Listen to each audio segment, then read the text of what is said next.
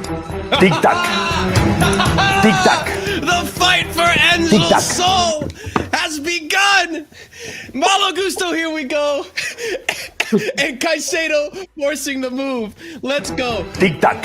Few more hours Tic-tac. before the transfer window Tic-tac. comes to a close. And Chelsea are on the madness. What is going on? Welcome to the Casually Chelsea show. I am accompanied here by my lovely panel, Ahmed, Chris, Winter Surfer, Oliver, and let's just get this show on the road. Let's go ahead and start this up. Let's talk about the crazy stuff that's been going on with Enzo Fernandez. All right, to start things off, here we go.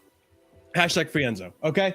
So pretty much Chelsea have revived their interest in Benfica, or with Benfica, in the Benfica midfielder Enzo Fernandez, but remain reluctant to meet the 106 million pound release clause. They could improve their 55 million pound offer for Brighton midfielder Moises Caicedo. This is all I could scrap up yesterday, but then within the last 24 hours, this whole news has been moving crazy. So let's go on to the next tweet right here. Chelsea are speaking to many clubs and agents regarding midfield options. Chelsea could attack their favorite options in the next days. Now, on to Enzo stuff. Chelsea still feel that they can find a way of getting a deal done now for Benfica midfielder Enzo Fernandez. This is coming from Simon Phillips. And then a little bit earlier in the week as well, Chelsea are considering a new bid for Enzo Fernandez as we approach the deadline. They're renegotiating and looking to offer players on loan. We're sending some players their way, including players like Ziyech, I heard, and Fofana, and Andre Santos, I believe, were the players that were mentioned in that swap deal. Then we have here PYS reporting from Fabrizio Romano. Todd Boehly and Egbali are really pushing for Enzo. They're preparing to offer crazy money, prepared to meet the 105 million pound clause value. They want him immediately so the other clubs don't get Enzo in the summer. Valid, all right? I get it. So we move on. This is today, pretty much. Sources. Chelsea have two members involved in talks for Enzo right now, David Bernard and Christopher Vivel. Jorge Mendes is the third individual to be actively working these past hours. Then the madness begins. Chelsea have offered Enzo a 7.5-year contract with an option to make it 8.5 years. This is coming from Nazar Cancella. Later today as well, Matt Law reporting Chelsea officials could travel to Portugal to try to get this one done, just as Egbali and Winstanley flew to Turkey to get the Mudryk deal over the line. Later on, we have Fabrizio himself saying Chelsea are back in direct talks with Benfica for Enzo Fernandez. They want the player at all costs. Chelsea would be prepared to pay 120 million euros fee. Benfica president Rui Costa still no intention to accept, but Chelsea will insist to get the deal done now. Woo! That was a mouthful. Pause, guys. This is crazy. This is absolutely crazy. So we hadn't heard from Enzo for a hot minute. Now all of a sudden, everything is happening for Enzo. We're willing to meet the clause. We're willing to even pay more than the clause. Rui Costa doesn't want to move on this. Look, personally, me, I feel like us paying this amount of money for this player, I'm not trying to say the player isn't good. I think the player is a phenomenal player, but I've seen how this amount of money has bitten us in the ass before, so I'm a little reluctant in that sense. But I also, from the sense of, I don't want the market to look at Chelsea as just another bank account, and that they could just sell players for outrageous prices, and people take advantage of that. So I'm kind of in the middle and on the fence on this. I want the player, but is this the fee I want? But also, I am happy we're going for him. So I don't know, guys. The court is yours. Go ahead, Ahmed. Let's get started. So I think Chelsea, we have shown ourselves here willing to be adapting, I think, the transfer talks. Look at Gusto, for example. Gusto, they're talking about 40 million in excess. We got it down to 26.5 million. And he's only going to be our player in the summer. Let's be real. Same with Madueke, they were looking for 40 million, 30 million that we've got him for. You look at Mudryk, we got him for essentially 62 million. So we've shown ourselves to be good at making deals happen at good prices, even in the summer. Even though Koulibaly has been somewhat of a bust, we still managed to only get him for 30 million pounds. So at the end of the day, and with Enzo, the problem with Enzo is that he has a release clause, and that's what sort of hurt the situation. I think in us trying to get the player essentially, and it's because of that it's that we've had to go up and above and the World Cup performances. So at the end of the day, listen, I want Enzo. If we can get a deal done for 120 million, or if we even have to pay 130, 140 maybe, but it's a structured deal, I wouldn't mind. So, if this is the player that the club wants, you have to do by any means necessary, man. By any means necessary. Simple as that, in my opinion.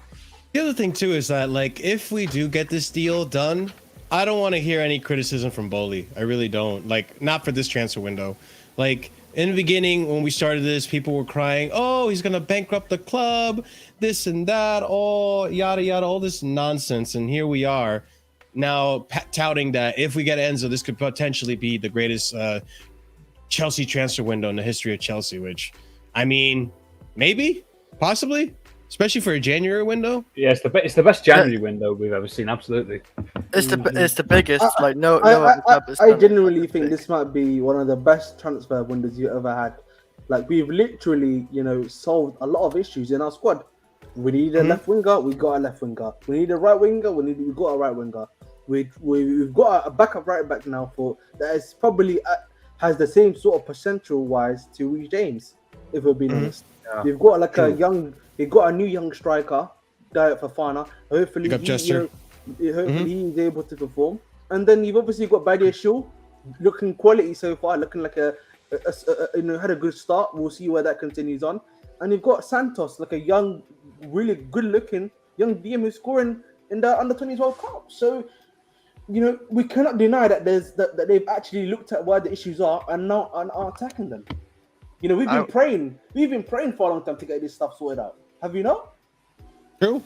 I will say, who would you rather, 3 Gordons or Enzo Fernandez? 3 Gordons? Why 3 Gordons? Because he's 40 million. That's the transfer fee. 40 million, 80 million, 120. So 3 Gordons or Enzo Fernandez.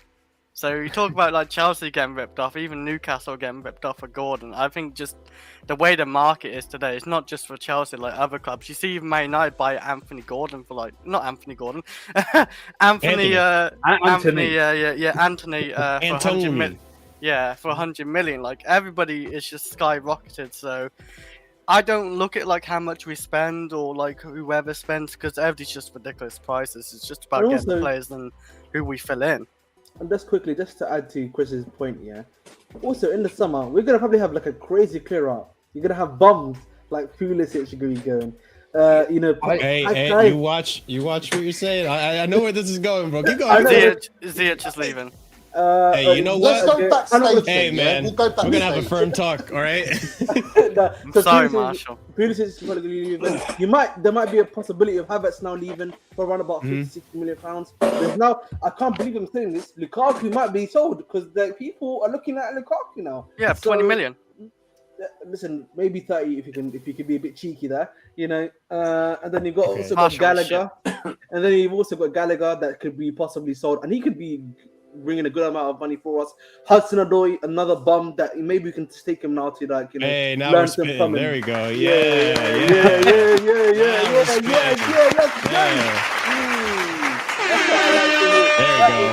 That's what I like to hear. Yeah. Ahmed came refreshed from fucking Ajax, man. New ideas, inspiring talks here. I love it. Love to hear it. Yeah, man. Listen, we're getting a lot. But then you can probably send Ziyech back to Ajax and he can start doing the fake. All right, yeah, no, I need a boo. I need a boo somewhere here, man. Like, we'll just do this. You got in prison. You got in prison, and you're getting named and shamed. You're getting walked backstage, bro. All right, but what I'm just trying to say, like, aside from like all the banter, is that obviously there's gonna be a massive clear out. We're gonna probably be recouping a lot of the money that we're trying to make.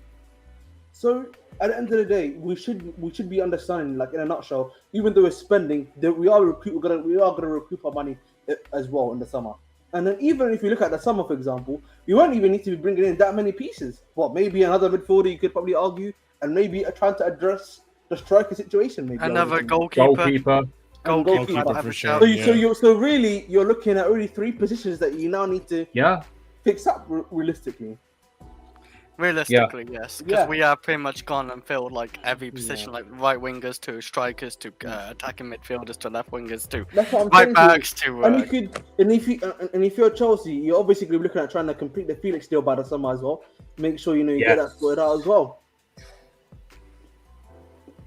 No Tan Superman and Scott. I know you guys talked about this earlier today. Big up to Carefree Lewis and his channel. So shout out and go check him out if you haven't already. Chances are you have. But how are we feeling about the fight for Enzo's soul? God, Jesus Christ. Before that, I would like to say when you did your opening spin around thing, I wanted you to have a coughing fit. Why? I don't know. I just why are you so? Why do you hate me? I wanted you to go like that. You know, the opening. Yeah. I just wanted that. It's just my thickness. That's all. You know what I mean? It's because I don't have Todd Boehly's. I don't have Roman Abramovich's dick in my throat. It's okay. I like some of our fucking people in the chat prior to the January transfer window. But let's go. Let's continue. Yeah. No. Listen. I'm gonna leave all the because I know what Scott's gonna say because I heard it on Lewis. You know, he's more of the bigoted type. Yeah, sort of the world person. Listen, I think there is optimism and caution at the same time with this. Okay, I think if they got the people over there like an Egg Barley and something like that, and that they must feel that they can really they're going to strike a deal no matter what the price is. Listen, they can offer the price. They can still offer what Benfica asked when Benfica can still say no. So it's really up to them. They don't want to do the actual buyout clause because that will add tax on or 40%. So it'll be something else. It'd be like it'd be something else where they don't have to pay the extra tax. But be excited, but just remember, don't be overexcited. Exactly. Do you know what I mean? You remember that? Just go. You don't be standing outside the wind with your dick in your hand and nowhere to go. You know what I mean? It's like that. It's like that. But no, it's exciting, man. Do you need Alex it? all the time? I told the guys this on Lewis's stream. My theory is that as soon as Caicedo's price went up to unrealistic terms, I think they went, well, we're going to try and get a deal for Enzo no matter what. That makes sense. That makes sense. They just went, no, Caicedo's not worth it. And I said to Alex, Caicedo's a good player, but you can get those types of players. True. Still good enough, but I think you can get those types of players where Enzo's a different type of player. You know what I mean? I can't, he's like, I'm not saying he's the only that type of player, but there's very few of them in the game at the moment. So, and it's like, we're not going to get like Frankie de Jong, because that's not going to happen. Enzo's the next best string, and he can only get better. Plus, they're going to want to tie him down for 8.5 years. So you know what I mean? They want to get that 8.5 year contract down and sorted out. So one of those. The man whose happiness was sacrificed for the sins of the Chelsea fan base. How are you feeling about this Enzo deal? This is just mad deja vu. I can't even lie. Like, this is literally deja vu. Same thing. It's people getting gassed when they see about 10 different sources are all reporting that we're going to get Enzo and we're having talks and we're going to pay the release clause. Like, cool. We had this literally like 2 weeks ago. Yeah. Like, the same thing. It's literally the same things are being reported by the same people. Like, I'm going to do what I always do until I see the here we go and I see the Photoshop picture of him in a Chelsea shirt. It ain't happening. Like, I'm going to leave it. You haven't seen the Photoshop shirt yet? No, like until I see the post from Fabrizio, it's like here we go, and him in the like him on the Photoshop with a Chelsea shirt on or whatever. Like, until I see that, I think there's one thing different. The only difference I see slightly, it's that the ownership of Chelsea is actually there. There was no representation. We talked from the distance. You know what I'm saying? Like, we talked from the distance. I mean, that's fair. Like very interesting. Look, I'm like you, Scott. If there's no short, like, look, he's holding the Chelsea shirt. No, but the reason why I said the last time this has happened, there was extra luggage in the baggage area. There was a Ukrainian guy in the luggage department tied up in the back of the plane. You know what I'm saying? So that's because they took the jet, they flew over, like it's 3 of them. There's reported that 3 of them over there. There's one bald old guy. I don't even know who he is and why he's there, but he's there. So the only thing is, if the plane leaves and there's no extra luggage, that means that we've done everything we could. You see what I'm saying? That's all it is. I wanted to see that kind of determination before the window shut. So that's it. Otherwise, I will agree with Andrew. I think the Brighton overvaluation of the player made us go back. And just to see people on the chat, on the Twitter, meltdown of people of how many are like the Arsenal fans. There's another City fan. There's a City fan crying about it too. With the petition. Petition, man. Hamza. That's such a fraud. He used to be Arsenal fan, man. That's the funny part. Oh. Whoa. He used to be Arsenal fan, then he switched to became in 2000. He went for City. And now he's complaining about City. I was like, when you going back to Arsenal? You know what I'm saying? Arsenal's playing well. So, look, I just like with this I whole. want to see a shirt. I say with this whole thing, it's like it's the same. As I said, it's the same thing. It's like we either pay the release clause or we just don't. Like that's kind of how it is. I explained it like most of it on Lewis's channel on a stream we're on, but it's like Benfica are not going to sell him. They don't want to sell him. They're currently top of their league, have a good chance of winning it. They've got a good chance of getting definitely to the next round. Probably depending on the draw, the round after that. So you're looking at probably the semi-finals at a Champions League. You've got a good chance of getting to. Why are they going to sell their best player? Like why? It's the same. It's the same thing with Brighton. Like Brighton are not selling Caicedo or are valuing at 100 million because there is literally like 2 days left of the window and they don't want to sell him. I guarantee come the summer he leaves for like 50 mil. I guarantee he leaves for like 40, 50 mil because it's the literal same thing they did with Basuma with us or with maybe not us but with someone. They let Basuma go in January. Come the summer, sold him to Tottenham for 30 mil. The only thing I say is right. You can say they don't need to sell him, but they're always a selling club. Benfica is always a selling club. They sell their players in January all the time. They sold us Matic. They sold us Matic and David Luiz in this, and So this thing that they don't need to sell, but they always do because they always get someone. They're like Brighton do what Benfica do. They get the replacement in for a cheap price. I think they've already bought someone.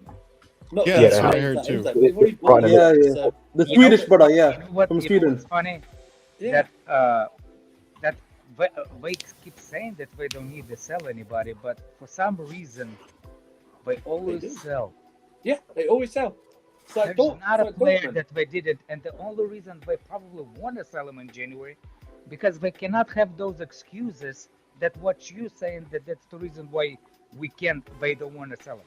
Those are the excuses they used to use the price that they ask for the price. You see what I'm saying? So the excuse, it's January. That's what we tell Chelsea boys. Look, but this is what we come out. He's a World Cup winner. Yeah. He's the guy that's really important to us. He's the guy that keeps us in Championship League. He's the guy that keeps us in the league. And it's a January transfer window. Guys, you gotta pay up. Yeah, and if they literally saying. And if they do, if they get near it, it's like, okay, so we said you need to do this, you've done it. The player then finds out they've done it. You've got then an unhappy player. You know what I mean? Mm-hmm. And you can go, oh, that's okay. He's not, we're going to pay him extra or something like that. But how do we know? He's being fined right now because there's still a possibility of a deal, right, to go. So he's going to be fine. He's not going to push anything. But I'm just saying, this whole thing, like Benfica don't need to sell, true, but they do. They always sell. Same with Dortmund as well. They always sell. I get that, but my point is like they are in no, like they are in a position where they can say, pay us what we want, like pay the release clause, or we're not going to do anything. It's the same thing they did with João Felix. Like I've just had a little look here. As far as I can tell, the last time they sold someone in January that was key to their team was in 2019, and it was Raul Jimenez to Wolves. They've even been stubborn with the with the asking price recently. You know, Darwin Núñez for 100 million euros. You know, that was that was an obscene amount of money, but they stuck to their guns and they eventually got Liverpool to pay up. So they're finding ways to do things. Like, so that's the thing. They are a selling club, but it's like Dortmund in a sense of like it's selling on our terms, and we're not selling him earlier than like we're not selling him for less than our terms. It's like it's as you mentioned, Andrew. Same thing with Dortmund, where it's like we'll wait another year or two if we need to sell this player, but like we're going to sell him on our terms. It's what they did with Sancho. It's what they did with Haaland. It's what they've done before. It's like it's the same thing. We'll sell this guy on our terms. He'll probably go in the summer. Again, it's another one where he'll probably go in the summer, maybe for slightly less, like maybe like it's like 90 mil or 100 mil. But they'll be fine with that because the difference in money that they will get from that deal, they'll get in, you know, revenue from the Champions League for getting further, revenue from their league for winning it, things like that. So they're in no position. They're in no position to sell. They're not gonna get their money. They'll get their money 100%. From Chelsea. Do you think we're not gonna get the money from Chelsea if they flew over there? I think we get everything they ask. I don't think there's gonna be anything. They get every penny. If I'm not mistaken, I don't think it's Chelsea the ones that's gonna be like. I don't think they said that they're gonna stick to the gun.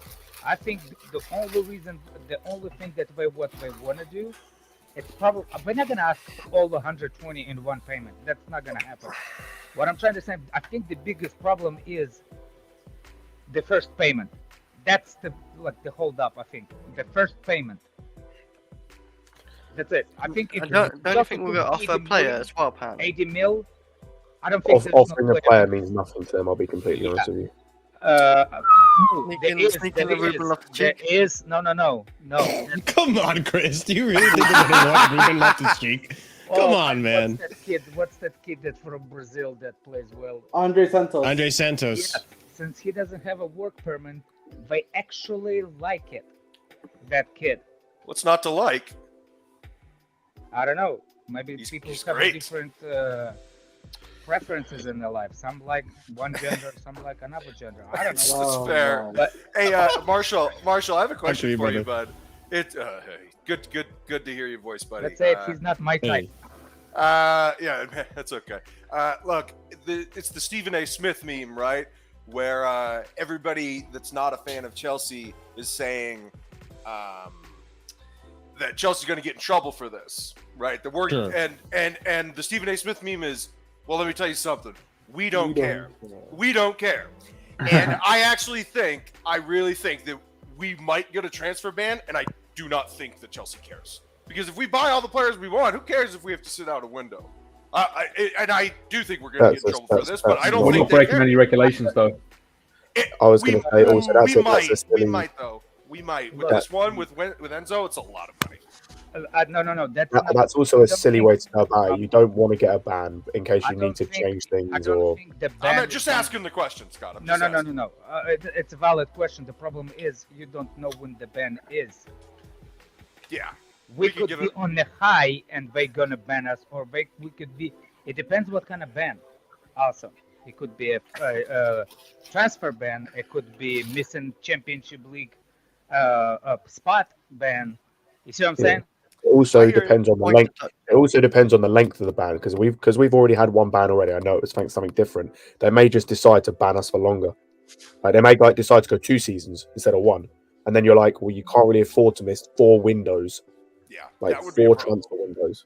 That would be a problem. Yeah, but I don't think they do it by the season transfer window. It'll probably be a transfer ban if anything. They haven't ever installed like a 2-season ban. Yeah, there's always one, and it depends on what kind. I wouldn't say that it's in Chelsea's interest that under any circumstances that should it get banned. First of all, I don't think we can get banned for the next 3 years. That's number one. No matter how much they try, we're gonna be. They're gonna try. No, we're gonna try, but the problem is you cannot. It was how you say it? We're gonna try, but it's not gonna be resolved until the audit comes in, and audits are every 3 years. So you see what I'm saying? Yep. No, it's a fair answer. And I was just going to say, because Ben Jacobs is doing his little space right now, and there's a ton of people in it, and they're pretty convinced that this is happening. I mean, we sent all the King's men to go and get this over the line. So I mean, I don't know. I mean, how do you guys feel? Because I personally think they're coming home with the player. I mean, personally, check the luggage. Somebody could be tied in over there. Personally, here's what I like. I mean, it could happen and all that, right? I mean, the money is there, and whether there's a ban or not, I have my doubts about it. I think we've seen that and I've said this before. I said this in a previous stream. Boehly and crew, the Americans, it's what we do. Business is like in our blood, and we will find loopholes, and they did. So the thing is, what I want to ask is, do you guys for 5 years, man? Do you guys think we should pay this price though? Yes. It's 120 million. This is the stupidest thing about all of this. Is like they should just pay it anyway. They should have paid it at the start. I don't think it's going to be one thing at all. In one payment, I don't think it's going to be in one. No, Alex. I'm not saying it. No, I'm not saying it's in one payment. I'm saying like work out the logistics of how you pay it, but don't like just pay it. Work out how you're going to pay it and then pay it. Don't do this dumbass thing of like bidding 40 million or 30 million lower than what they want as an opening bid. Like, no, for a player like this, just bid, just pay the money. Like, don't fuck around. Don't speak. Just pay the money. Like, exactly. Like. With the Caicedo thing, I understand, because like Andrew mentioned with the Caicedo thing, it's like he's not that unique a player and whatnot. Like that's fair enough. You can bear. Same with Mudryk. Like this is in football right now, this is a unique player in terms of for his age, for his ability, and his trajectory of where he's going. Like. Scott, I'm totally with you on that, dude. Like this is similar to the Tchouaméni thing, where it's like you can see that in 2 or 3 years' time he is going to be elite. Don't fuck around, just pay the money, because someone else, like a Real Madrid, will come in, pay the money, and then we'll be looking at them going, "Why didn't we pay the money?" Scott, don't you think this is us filling all of our holes? Like I don't see any. Jesus Christ! I don't see us having very many more inefficiencies in our team. We've addressed all of them. I mean, even the Reece James thing, we addressed that. But I agree. I think it's obviously when it comes to the summer or anything. I'm looking at if I think after this window, if Jao plays well, they're going to start negotiating a flag. Oh yeah, for him. Yeah. And I think maybe another midfielder. Maybe a Lavio, Alex, something like that, and then for me though, the number one priority in the summer for me is now goalkeeper. Yes, that's the number one, literally the number one priority. Not a striker? No, because you got Nkuku. Let me tell you why. Okay. You got Nkuku coming in, a possible João Felix permanent thing. You've also got Broha maybe coming back. I don't know what level, but you know what I mean. But if you're going to buy a striker, fine. But I'd want to get a goalkeeper in first before I do. Also, the thing with the striker. Hold on, Scott. And Nkuku coming in, Nkaka coming out. Yes. Yeah. Jesus. Also, with the striker situation, is I want to see the rest of the team without the striker to work out what type of striker is going to work best for the team. Yes. Which means having the rest of the attacking pieces around to see how they work, see if they can create enough chances. That it means that maybe having someone who's a typical number 9 is going to work best, or it might work out that maybe having someone like an Nkunku or a Felix in number 9 who's going to be a bit more like who's going to drop deeper, a bit more play more like a false 9. Maybe that works best. But a goalkeeper though, like because you can have Slonina as the backup. I don't think he's ready to start, and have him as the backup. I think both Kepa and Mendy for me need to go, and we need a number 1 keeper. It's mad to me, by the way, that like I know what people will say about him and his age and everything. I'm still taking him his age. That there is a potential that Keylor Navas is going to Nottingham Forest. Like, Keylor Navas is there, available. Like you can say what you want about the wages or the age, or whatever. He is a mad improvement on this team in terms of what we've got. Well, the thing is, even if you don't see him as a number 1, he's a great number 2. Possibly. Yeah, you know what I mean. And you try and sort your issues that way, but or do you go like this? Do you go Mendy? You get Mendy out. Kepa's down to his last 2 years. Do you go one season with a Navas or something like that until you get the goalkeeper that you want? But hopefully after this transfer window, and maybe they're already doing it, they're already scouting, or they're already looking at the goalkeeper they want. There's links to the Brentford goalkeeper. Is it Raya? Yeah, right. Yeah, that's right. Stuff like that. So it's one of those. I seriously, that would be my #1 target in the summer, especially if Enzo goes through. If Enzo deal goes through, no matter if he joins straight away or if he comes in the summer, if the deal's done, then the #1 priority for me is goalkeeper. It has to be, and you have to get the right one, barring any injury that could be there for anywhere from 7 to 10 years in that stick. Okay, because they have to get a check. I know that's like the gold we struck with Czech. That's some of the greatest scouting ever to get Czech in, because he came in and was there for 10 years. If you get a goalkeeper, a good goalkeeper, a great goalkeeper, your defense becomes better because you've got a great goalkeeper. Going back just before Alex goes, just on the striker thing, I wanted us to go and do what we were meant to do before. I want striker to be literally the last piece of the puzzle. Literally the last piece of the puzzle. I want every other position to be fixed and sorted. Really the last thing. I kind of want to address the elephant in the room because I'm kind of fucking... I'll leave. Yeah. You want me to do it, Alex? Because I was going to do it right after this. Yeah. You go ahead. It's your channel. All right. I could say something stupid and then... All right, so I know I don't mean to digress from the conversation. I know people are obviously going to be mentioning this and talking this, and Jimmy, you brought it up. And look, respectfully, I understand where you're coming from. I understand where people are coming from, right? But here's the thing. Carlito and Peter talked things out. It's been settled. It was a misunderstanding. If Peter tells me that it's okay, then because Peter was the one that was the victim in that situation, I'm going to listen to Peter on that, okay? If you think it's one way, then that's on you, but they talked it out, they hashed it out, and we're good with it. Carlito apologized for everything that happened. It's a misunderstanding, and we can leave it at that. If you feel you're uncomfortable with that and you don't agree with what I'm saying, then listen, I'm not going to disrespect your opinion. I'm not going to disrespect what you want to do. If you want to leave the channel, whatever, that's your decision. That's okay with me. I understand where it's coming from. To add to that thing, there's nobody comfortable with this situation. There's nobody comfortable from the beginning. There's not just only one that person that we talk to.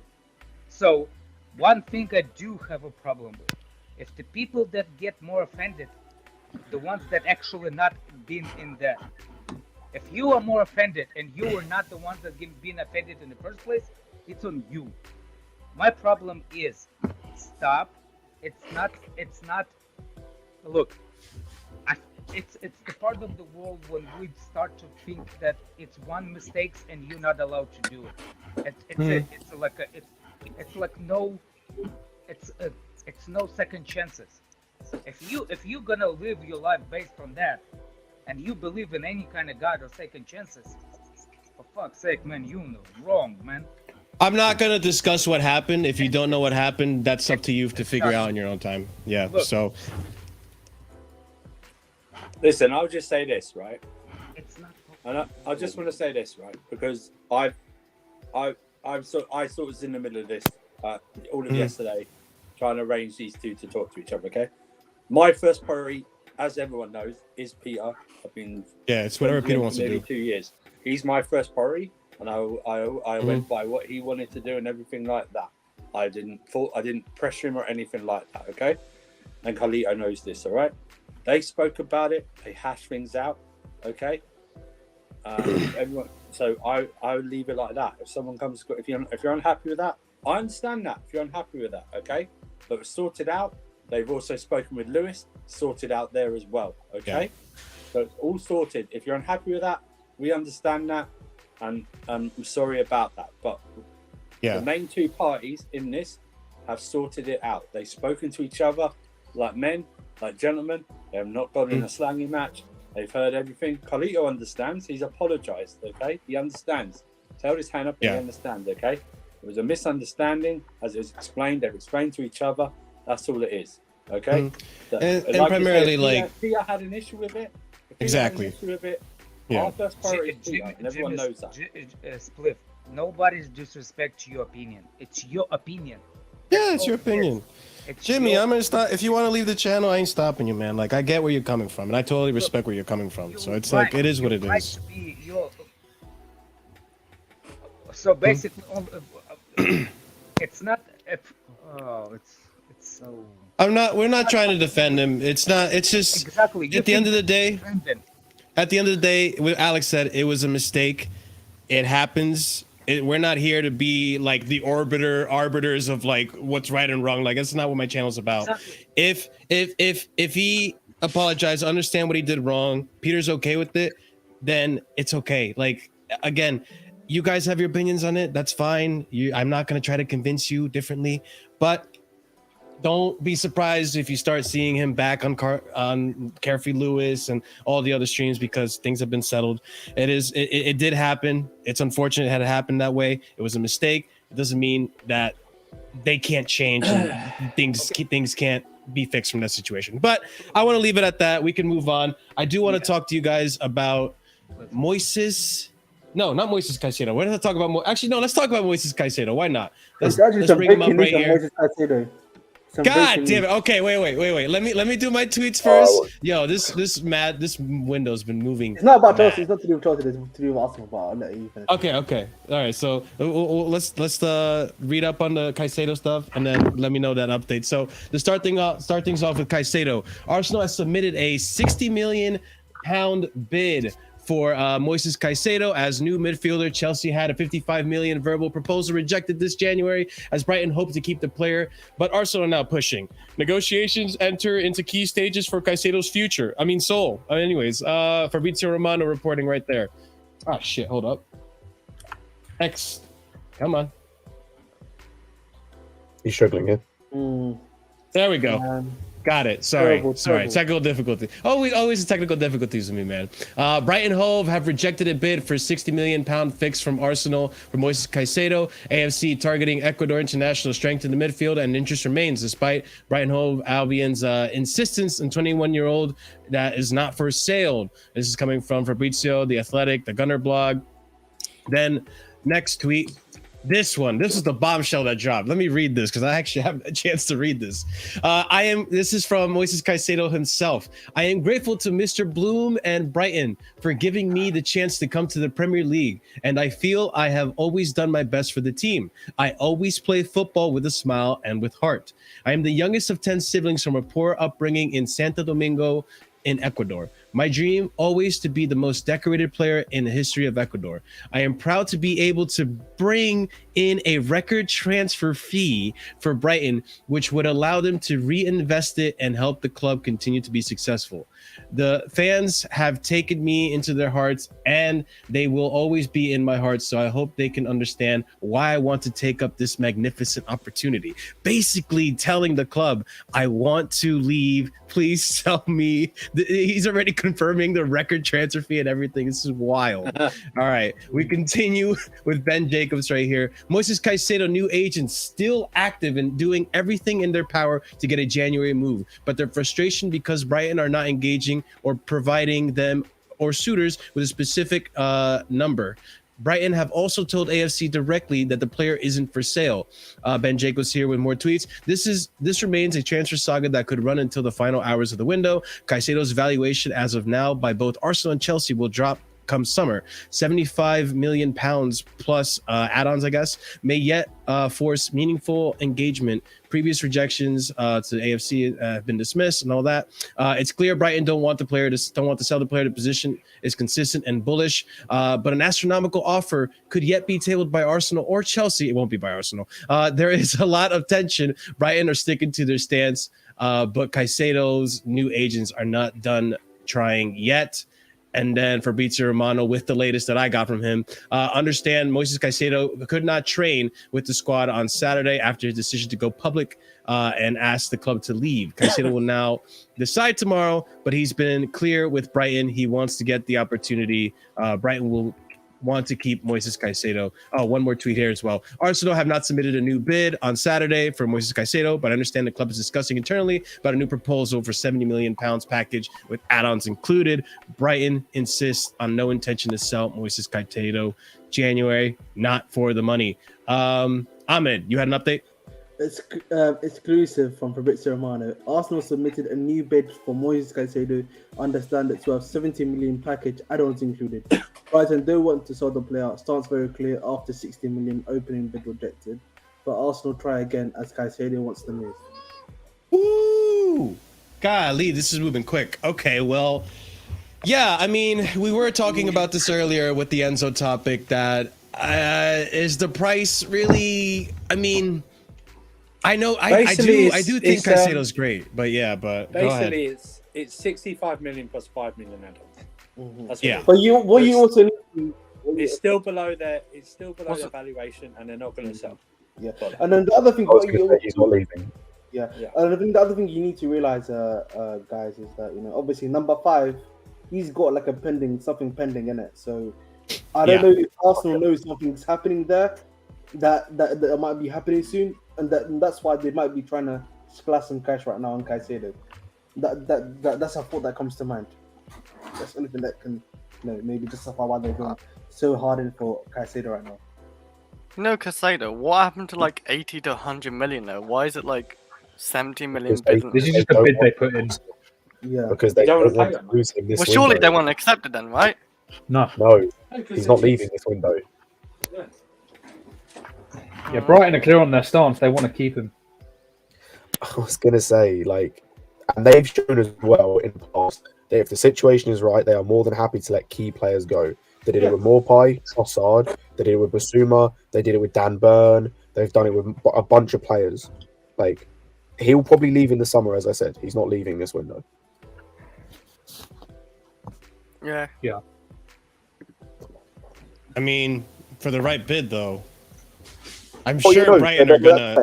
I was gonna say, with everything that I say there, with an asterisk of if the right bid of 100 million comes in, then yes, they'll sell him. But no one's bidding 100 million for Moises Caicedo, and they know. Don't they want 90? Don't they want 90? Isn't that what they said? Regardless, Marshall. Regardless, no one's paying 90 million for Moises Caicedo, and if they do, you're insane. Mm-hmm. Yeah, that's why. Here's my confusion. Please notify us, Marshall, that you read in the old news before you send breaking news. Because when you said all this breaking news, I thought that was the new news. That was like 2 days ago. Listen, I always read it from oldest to new, though. It's not your first time on the channel, Alex. You know I read up the whole week. But yeah, no. Then Ahmed reported this, and this just happened. Is that breaking news? Look, Ahmed's so shocked. Look at his hair, man. Jesus Christ. Oh, Jesus Christ. I just didn't do my hair properly today. I swear, if another club does us dirty, though, like underbid, except another club for underbidding, we would have paid 70 million easily for him. So. By the way, just going back to Enzo Fernandez, any story you read about him accepting personal terms, that was done weeks ago. Okay, so don't worry about that. Personal terms for Enzo Fernandez is no breaking news. Can I just say, that was done weeks ago. So.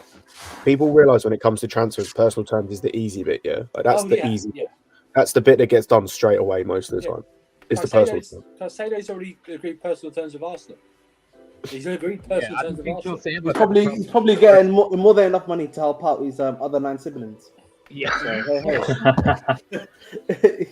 hey man, listen, I understand, man. When you come from a poor background, of course you want that money to help people out. So I get where Caicedo is coming from, man. But Brighton's stance is different, innit?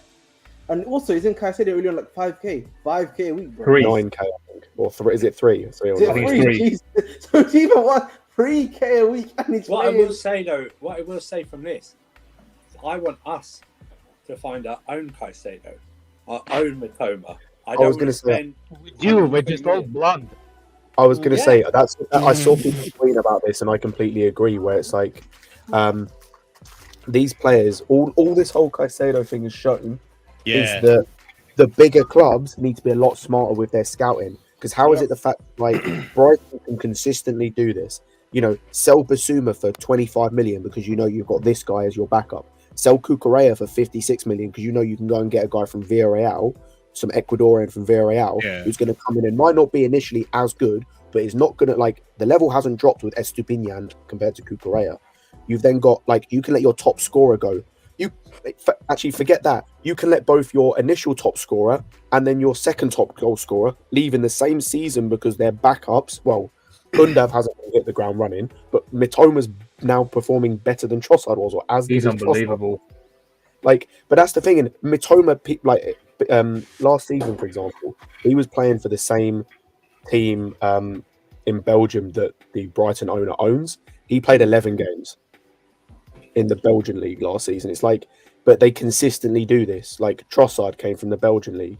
It's like they like you had Caicedo that came from the Ecuadorian league, but they found, and he was like. I think Brighton have already bought their Caicedo replacement and some Swedish.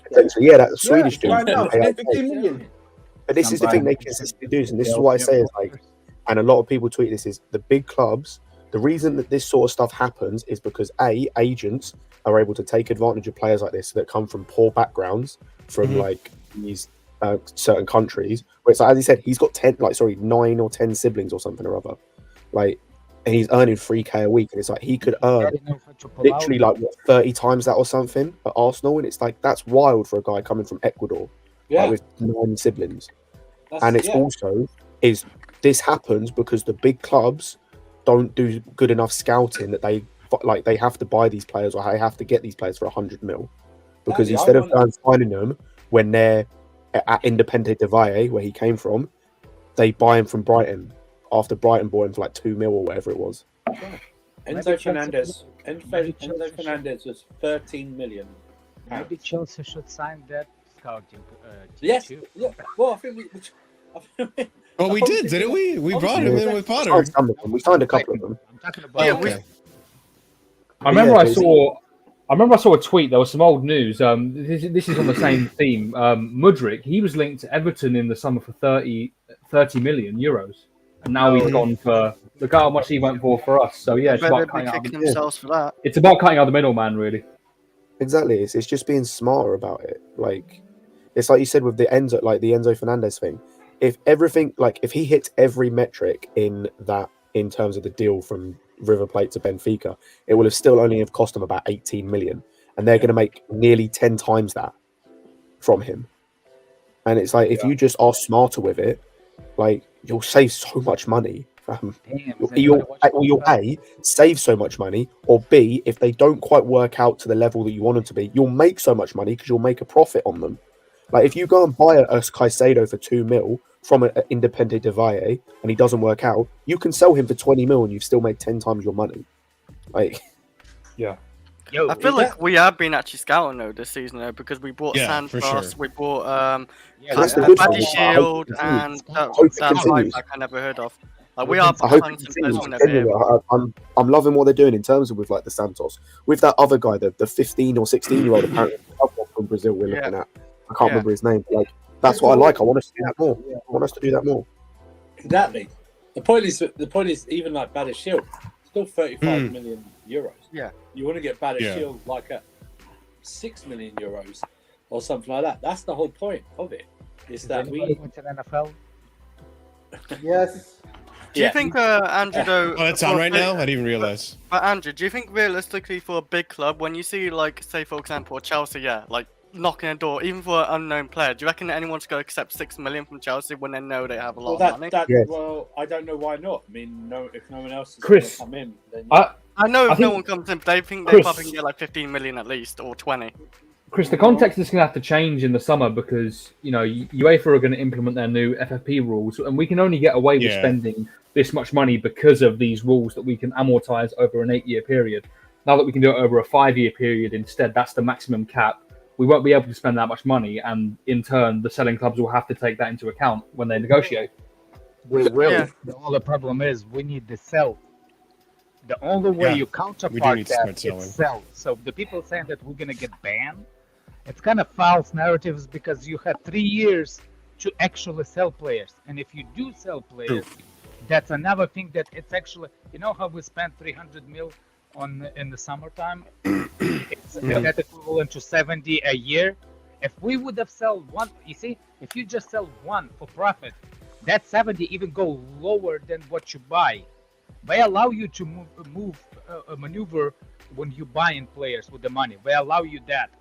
They actually a lot more when you're selling it. So when you sell it, especially homegrown player or youngster, that's 100% profit, and the profit goes the other way. So that 70 goes down. Yeah, it goes straight on the books. That's why the Gallagher deal was good. A few things of this is that, yeah, they're going to sell players like Gallagher for about 35 to 40 million, right? That's going to happen, right? Yep. Stuff like that. Second of all, you know, the reason they're doing this age thing and giving them so longer contracts is because they won't have to, hopefully they'll hit the ground running and they won't have to really replace them until much further down the line. Do you know what I mean? Or stuff like that. And thirdly, everyone's like, oh, you know, what about financial fair play? They forget, don't they? You do add in what you make from sponsorships as well. Okay, so the three on the front of our shirt is in its last season. Okay, it's done. The contract is done. Thank God. Which means we are looking for a brand new shirt sponsor. And if people really think that these guys who make these deals and sponsorships like that for the baseball and everything like that, think that the deal that's going to coming up with whatever it is isn't going to be one of the biggest sponsorship deals you've ever seen in football, then I don't know what to tell you. They're also now Welfin's gone off the sleeve, so they're looking for another sponsor for the sleeve as well. That's an added sponsor. Probably different parts of the new stadium when the stadium's done, different sections of it, maybe even naming rights. Right when the stadium's done, they're going to go out and get these NFL matches, these boxing matches, and concerts like that. That's what they're going to want to do. Yeah, Benfica is the one should advise me. It's also like the Trivago deal almost ended as well. I think there's like I think 1 or 2 more seasons left for Trivago, if I'm not mistaken. Well, Trivago, I think they look fair. They look fondly upon because they didn't drop us. Do you know what I mean? Yeah. He is True. the one that actually. So look, Friedmont, apparently he's a big Benfica fan. Nobody said that you are not capable and blah blah blah. You have money. You do have money, but you don't have enough money. No matter how much you run, your club does not get the same TV money and same everything that English Premier League does. What I want to address you specifically in the Portugal thing. If you wanted to sell Enzo, what do you say if we could have sold it a long time ago? You got him this summer. You only got him this summer. When do you have a time to sell him? This is This is the first transfer window after you got him on your team. You got him this summer. Also, the comment about being a desperate negotiator, I don't think that's that as well. They've negotiated deals really well. It's not about being a desperate negotiator. It's about wanting to buy a brilliant player. You know what I mean? If that's the price you pay, that's the price you pay. Look at what they've done already. Look what they've done with the Gusto deal. Whatever. The Gusto deal is 26.3 million with just 4 million add-ons. Okay, that's 6.5 year deal. The Badiashile deal is it's 35 million. They could have asked for a bit more, you know, stuff like that. So I think, and the Mudryk is 88 million pounds or something like. Yeah. Oh, not 88. Yeah. Yeah, 62 stuff like that. Yeah. So I think they're buying. They don't want to do this 3-year, 4-year process. They want to try and get it done within the first year. Do you know what I mean? Get it, and then there's no excuses. So you can call it a desperate negotiator. I don't see it like that. Do you know what I mean? They will walk away knowing they've done the best they could. Do you know what I mean? Doesn't mean they won't go back after the transfer window and still try and do a deal from there until the summer. I hope Santos is going to Benfica because he will develop and he will not lose 6 months of not doing anything because of his work permit. I do think, but I do not want to sell him to Benfica. Would you do this? Would you do? Because we will end up in 2 years going after him, paying another 150. Well, no. I was thinking, would you do like what City did with Lavia? You know what I mean? Like a buyback at a certain price. Do you know what I mean? Like at 40 million. You've just literally brought him now, though. Could you do that? I know. But if he can't get a work permit, you know what I mean? It's like when we bought that Nathan bloke. All those brilliants before, they couldn't get work permits. Yeah. I think. Do you do this? You take him for 2 years, right? Take him for 2 years, development, stuff like that. Gets the visa, and he comes back. You know, stuff Yeah, like that's that. what you need to do. Yeah, you're gonna But have it's to do like that. a free 2 years where we pay all his wages. You know what I mean? Yeah, Stuff like you that. just develop him. Yeah, Yeah, just develop him. that will be fun. Yeah. Yeah, And I that's think a better solution anyway. Yeah. nobody's disrespecting Benfica. Benfica been smart with their signings, with their selling stuff and everything. But don't Benfica's got some of the best scouting. exactly. I mean, they've got, like I said, they bought Go Enzo's on, look. replacement 100%. already. My point about the Benfica, the whole thing, why they do need money and stuff like that, because don't forget there is a recession going on in Europe. This recession hits more the countries that don't have like Premier League, does significant payouts. The Portuguese league is suffering. I know you club maybe, but you do suffering. Same thing is going to be hit in Italy. It's going to be hit in those countries that not self-sustained as much as UK, Germany. Those are the richest countries in Europe. You see what I'm saying? So that's how I'm saying that it would The English game is the richest game around. Exactly. And it's going to get richer and richer. Guys, make sure you're smashing those like buttons, all right? Ahmed, what's up? I was just gonna say, I thought Benfica were under investigation, or am I mistaken on that? Why did you snitch on them or something? No. It's to do with their finances. Hey. That's the reason why I knew about it. Maybe I'm mistaken. Maybe Fred can tell us. But I thought they were under investigation, innit? That's why I heard. Welcome, bro. FFP's coming after Enzo. I heard it's coming after Mudryk. I heard it's coming after Mudryk. Which one? Mudryk? I heard we were a broke club. Yeah, we. Oh, cry. But FFP can only come after us if we don't make the money we're supposed to make. Exactly. That's why people don't get this. FFP, I think people got really weird that FFP like limits your spending right away. Do you know what I mean? They don't understand. You have 3 years to make back whatever, right? Stuff like that. And you even inject money into the club. I think this will be the model going forward where we make after this summer, we're not going to bring in a lot of players. And we're going to like bring in little players here and there for prices. And if a big player becomes available, we might go after it like that. But I don't think this will be the lot. I think this summer will be the last one where you see multiple big spending. This summer, I think this will be the end of it. Because there's going to be more outgoings this summer than incomings. Exactly, Josh. You're fair. Yeah. That's people believe it. I just think when rivals just see us spending, they just scream FFP because they don't actually understand like the backstory, like behind the scenes, what we're doing, who we're planning to sell, who like all the everything going behind the scenes, and just whoever complained to all the other clubs that complained to UEFA, it's so stupid because UEFA didn't even know about this. Everyone could have got away with FFP for years, right? Could have got away with it. They're so stupid. Because they're too frugal and don't want to spend their own money. Andrew, that's not the funny part. Funny part, if nobody will complain, Todd Boehly probably thought, you know what, I'll buy Enzo in the summer. But then FFP came out and said, oh, we're going to shut it down. And he's like, oh, I got to go pay. Because I gotta get this guy on 8.5 years. You literally forced him to go and buy Enzo.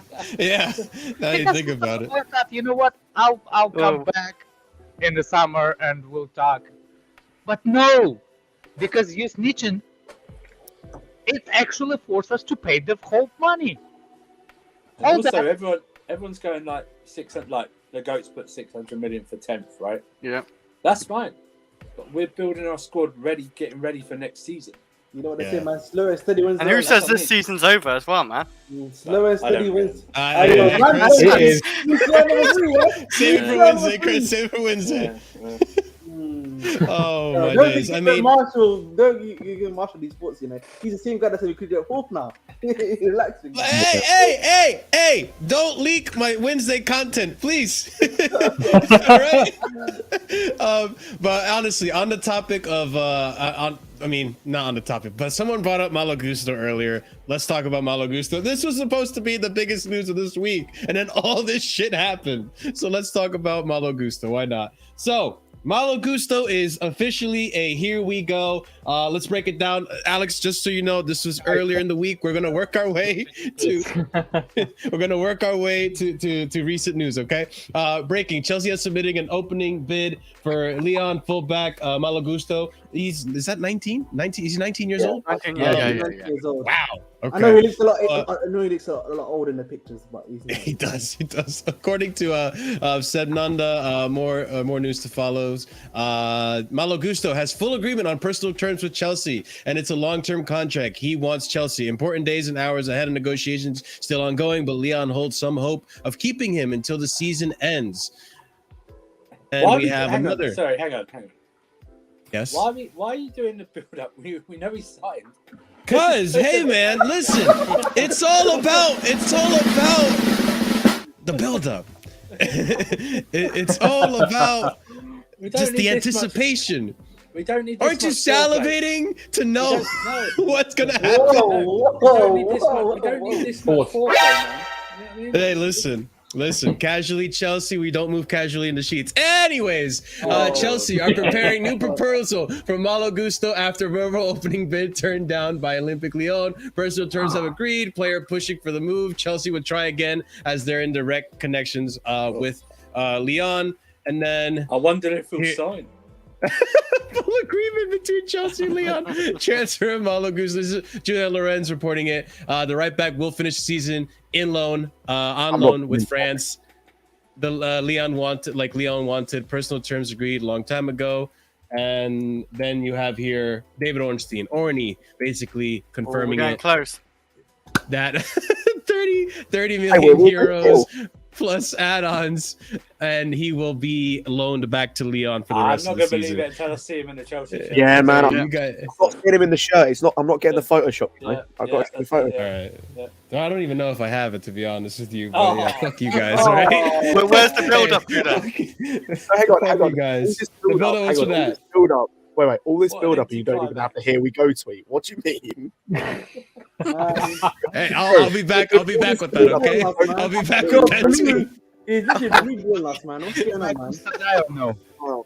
What happened? Did we buy a Gusto guy or no? Yeah, we did. Yeah, I won that. Okay, just I believe it. All right. Anyways, Matt Law also the add on to this. Chelsea believe Gusto is best under 20 right back in Europe and would prove well worth waiting for. Seen as perfect fit for what they need. Gusto deal means Chelsea have already agreed to summer transfer for the forward in Cuckoo due to right big Leipzig. With Leipzig, all that jazz, whatever. Okay, you guys got me all flustered. Yeah. So what do we think about this deal?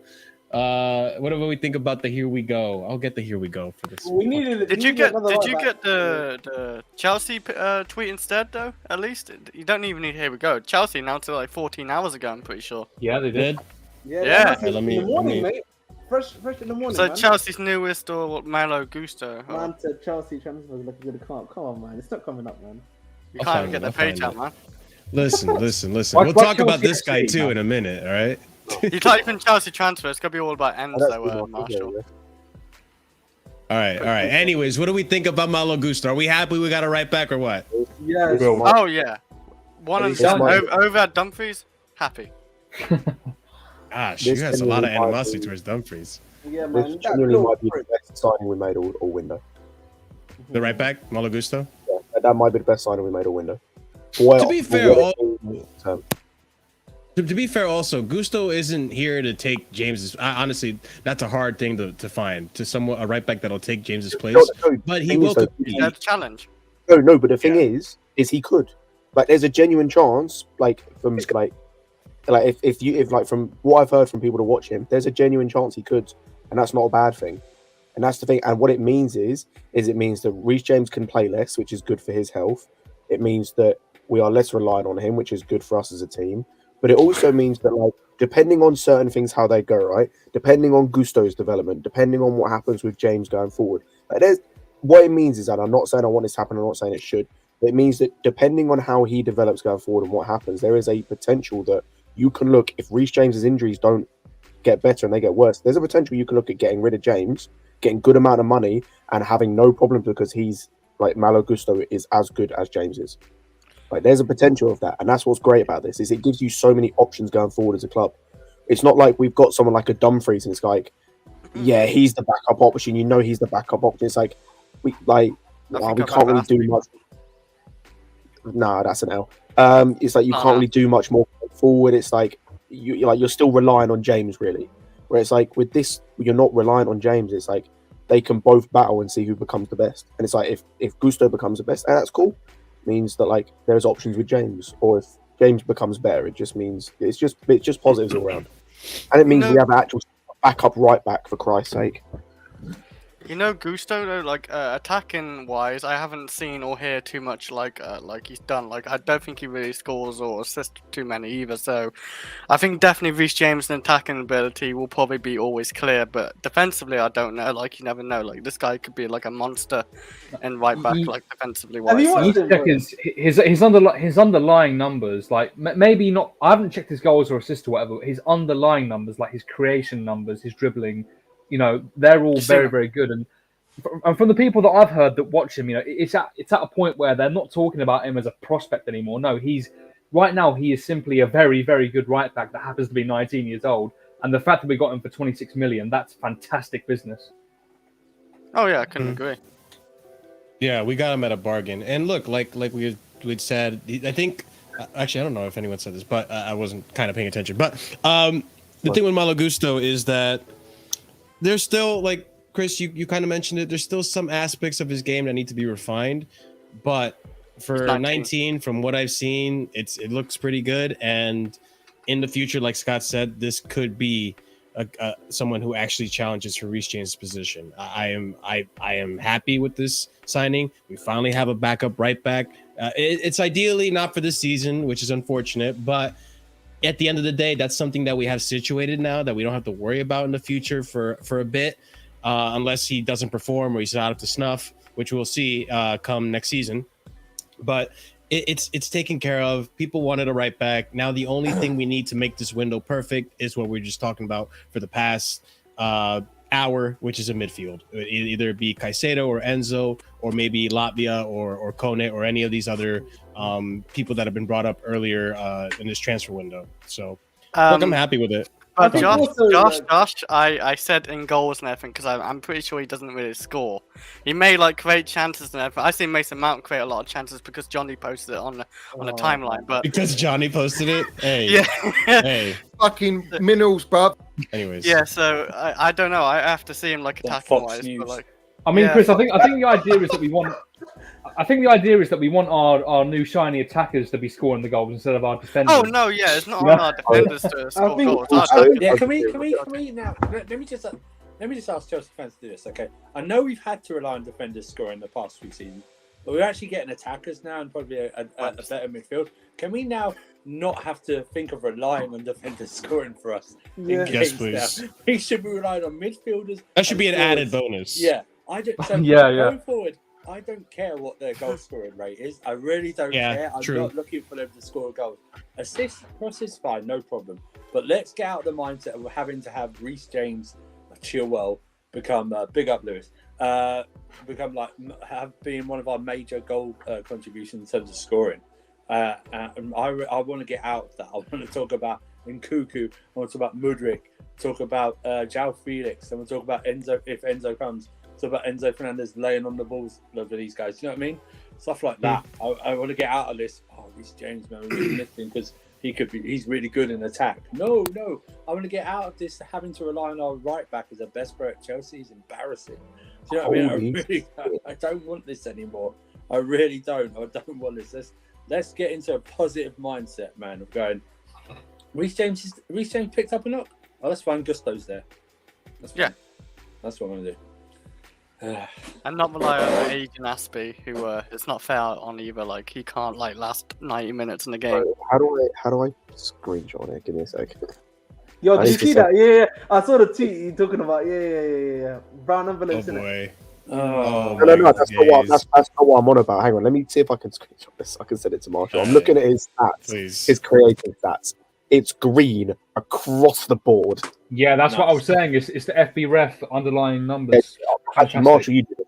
Go on fref.com and like search up Malo Gusto and look at his complete scouting report. Can I just say, it's like, this is the type of signing that this new structure was brought in to do. Okay? This is the type of signing. Not this new board would have never given Azpilicueta. Sorry, new structure will never give Azpilicueta the deal he's on right now. Okay, this is the type of deal that they're doing for £26.3 million for a 19-year-old right back who has a big future ahead of him. You know what I mean? By 2024, he could be France's right back, starting right back. We should be. It's Koundé, isn't it? Right Very now. true. Koundé, and he's not even a right back. Yeah, he's centre back. People actually said that Reece James should be watching his spot. I don't know who. But at least it will spur him on, Alex. At least he knows he's got some competition, right? Yeah, that's the thing. We don't care at the end of the day. If they're good enough, they'll play, and it's competition in the squad. So there's no, he took this guy's spot. No, the team benefits. So you don't want to always feel safe. You're like number one spot. Not much of it matters. Just go to passing. Just literally just go to passing. No, thank you, Josh. Thank you. Keep going down. Just Marshall, keep going down. I just saw it. Oh no, go back up. I'll Where's show you the this better fake report. Chris coming from? Go back up. Click on that. Holy crap. No, click on that view complete scouting report. Just under, like, go up a little bit, then you see where it says view. Click on that, and then go down to his passing. Sure. Oh, get the fuck out of here. Ad block. It's like me trying. You have to turn it off to use the webcam. Jesus Christ, bro! Have you not got ad block? Hey, listen. We don't like ads in here, all right? Listen. I'm an American. I'm frugal. I don't know what that means. Listen, I use the internet properly, okay? Yeah, I'm sure you do. Dude, I know how to use things like ad blocker. I'm not like Johnny Minerals who watches his stream and has to deal with ads midway through his critiques. Okay? Okay? Do you want me to share my screen for you guys to see it? Or? I got it. I just want to like go down. So you guys complete thing. Just go down to passing. The NFL. There you go. Oh! Just green. I know stats on everything. It's just green across the bloody hell. What the? Hey, that doesn't look good. That red. There we go. There you go. Oh, look at Chris, man. We're trying to look at That's unbelievable. Wow. Passes 10. Yeah. Again, this is per way. I was going to say, and the thing is, like, obviously stats on everything, but the fact that this guy is in the top 15% of all right backs, top 10% of all right backs, that's like left and right backs in Europe's top 5 leagues in XA and like expected goals is wild. Crosses into the penalty box is 99, so he's like perfect pretty much. He's in that. That means he's in like the top 1%. Top 1% of crosses, yeah. That's wild. I'm not gonna lie. I know. Based on that thing, that kid looks like he's a Greenpeace merchant. Oh my goodness. Not about the creativity. I'm talking about mainly the goals because I saw him score. Like look at that. But true, yeah, we shouldn't be relying on right backs to score goals. I've been like thinking of Chelsea the last like few seasons where we ain't scoring goals. So even before that with he ain't world class yet. You don't call a player world class after one season, by the way. Well, yeah, obviously. Like, where I was don't think anyone is saying he's world class. I don't think anyone here said he's world class. No, Diego Dalot. Diego Dalot. Sorry. Oh, Diego Dalot. I saw it. He's a good fullback. He's not world class, obviously. He's a good fullback. He's good, man. He's been very good this year. Yeah, he's good, man. Just the injuries are hurting this Cabana now, so we'll see. Hey, we have that Reece James. Listen, the player world class before the career is ended is the idiot. Oh, those stats do look promising though, and for 27 they million, do look very promising. It's worth the risk to see what he does for Chelsea. He's definitely got some minutes because Reece James will probably get injured again next season somewhere. In this transfer market, 26 million is not a risk. Sad to say, given how Drogba got brought for 26 million, man. And you know, yeah, these but we're days, talking of that's different. That's way back. I'm just showing you, like, 20 years ago. I'm just showing you was different then. What I'm trying to say though is like, look at the difference now. Like 26 million then was buying new players like that. Yeah, but that'd be like 80 million now or something, 90 or million. 100. That would be 100 million. Yeah, exactly. You know that, but you know it's not fair to do that. It's like No, Yeah. it's not. But no, you know, I think with the and someone's put, oh, who's going to cross it into? It's not just that. It's just having that creative outlet as well, and not having to worry about Aspilicueta trying to do things that he can't do anymore. Do you know what would be good though is like, even if he does put those crosses in, there's no one here for them. Like I would like that because it means then cool. I know that we need to get someone in there. Then it's like what I mentioned earlier about the striker. It's like fill the other positions where it's like cool. I can see how we're playing and what it looks like. Yeah, we might create a load of chances and not finish any of them because you've got like Havertz on the end of them and he's garbage. But then it's like cool. Then I know once we fixed everything else, cool. I know what type of striker we need going forward because of the type of chances we're creating and the way we play. It's not. There's no point us going and getting like a Vlahovic now. So, for example, just putting a name out there, who might get on the end of those crosses, and then come next season, we're playing, you know, tiki-taka. We want the striker to come deep, get involved. And it's like, why'd you buy Vlahovic then? That's not the type of player that he is. Like, so that's why I want. Can't hide from you, man. I don't know why he was on my mind. Like, it's genuinely not because we are linked to him. Because you genuinely want him. That's why. How like if we had a spot free in the forward line, I would take him. I've made my point on this before. Like, I don't think there's enough. Yes. How long was the contract for D'Artagnan? What? Who? How long was the contract for D'Artagnan? D'Artagnan, 6.5 years. 6.5 years. Oh, I think with an option for a additional year. That three months He's talking about D'Artagnan. He's talking about D'Artagnan. He's talking about I know what he's talking about. I don't know who that is. But okay, but it's 6.5. It's initial 6.5 years, I think, with an option of another year. So it could be 7.5. So big up to chat. They just broke some news for me. I'm gonna go ahead and share my screen with you guys. Apparently, Moises Caicedo, another bid was rejected. Their first bid or something? No, this is the latest bid. Like this just happened 15 minutes ago. Fabrizio fucking tweeted. Understand Arsenal's second bid for Moises Caicedo worth £70 million fee and add-ons included has been immediately rejected by Brighton tonight. Should Arsenal make a new proposal in the next 48 hours, it'd be potential record fee for the club. So, dude, they just literally added 5 million more to their first bid and put 5 million in add-on.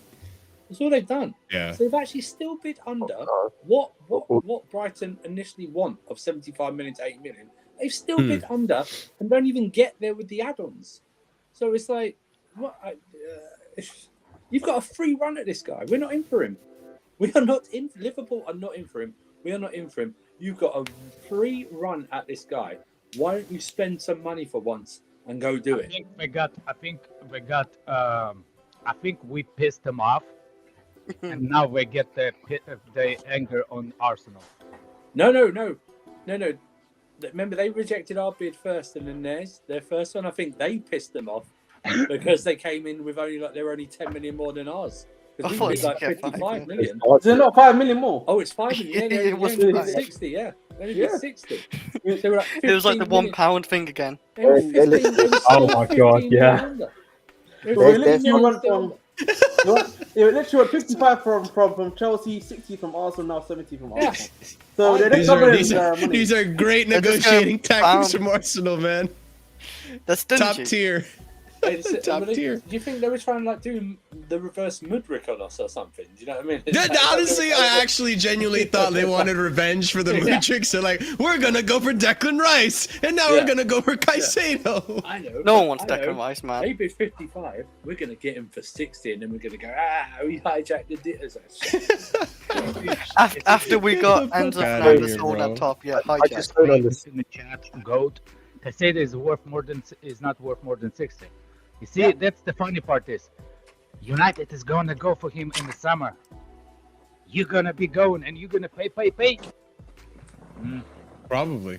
I definitely don't consider that. But by the way, nearly 100 of you guys watching, smash that like button. Let's get it over 50. I hope you guys are enjoying the content. And if you are, make sure you subscribe. Scott, what were you going to say? I say these clubs can just some of these football clubs confuse the shit out of me, man. Like, I get you're trying to negotiate and do all this, but it's like when you've got 2 days left of a window, right, and a club has made it very clear that they want 75 to 100 mil, somewhere in that ballpark for this player, right? Either why wouldn't you go just trying just bid that. If he's your main target, go and bid that. If he's not your main target, go and find someone else. Because he's not worth this money. I don't understand it, because he doesn't start for them. At least I don't think he does, unless Partey is going to be gone for a very long time. But even then, once Partey comes back, then what? That's true. All this kind of started arising after the whole party thing came. Yeah, I resurfaced, don't quite understand it. I genuinely don't quite understand it. Is your scouting department this bad that you can't find anyone else apart from a guy who's going to cost you 80 million and isn't worth is barely worth half that? I don't know. Maybe they're trying to make a statement in that, because obviously they lost out to Mudryk. They lost, of course. They lost the deal to Mudryk, and maybe they're trying to make a statement we can pay the money to get players, maybe. But the other thing is, obviously, Partey might be injured, of course, but there's also the other stuff with number 5 that's going on behind the scenes. So unless the injury plus that is happening at the same time, and then you're left with somebody like Konga. Maybe I just feel like you could go and get something better. I just really low mic. Yeah, your mic is low. Yeah, I just think you could do better in terms of you could go and sign someone for half of what he's going to cost you that will do the same job and will probably be as good based on what you've based on the sample size of what we've seen. For example, would anyone here say that he is better than Bissouma was at Brighton? No. Cool. Bissouma was Bissouma was 25. He was 25, 26 mil. And this is my point. Is do you as a club not think that you can do better? Do you not think that you can go and get someone? It just I don't understand. It's just kind of crazy to me that they're wanting to make this move happen so much, because again, it's not like it's an Enzo player. It's not like it's if they were doing this, I'm not even gonna lie, I know I don't massively rate him, but if they were doing this for Rice, I'd kind of get it. I would kind of understand it to an extent, because there's a fairly decent backlog of sample size you can use. This whole transfer just feels weird. This whole transfer or this whole thing just seems weird. I feel like they're just wasting their time for no reason. Maybe it's like an Arteta thing. Maybe Arteta is saying, I want this player only. And maybe they're trying to do that thing of backing Arteta. So you never know, man. That's what I'm saying to you. Obviously, from a mental standpoint, you can probably get someone as good as him, if not better. But maybe Arteta saying only want this player. The argument of that is fine. You can back Arteta. But they knew...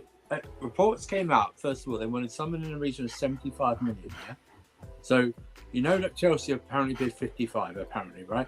So then you come in with 60, and then your second one is 65 plus 5 in add-ons?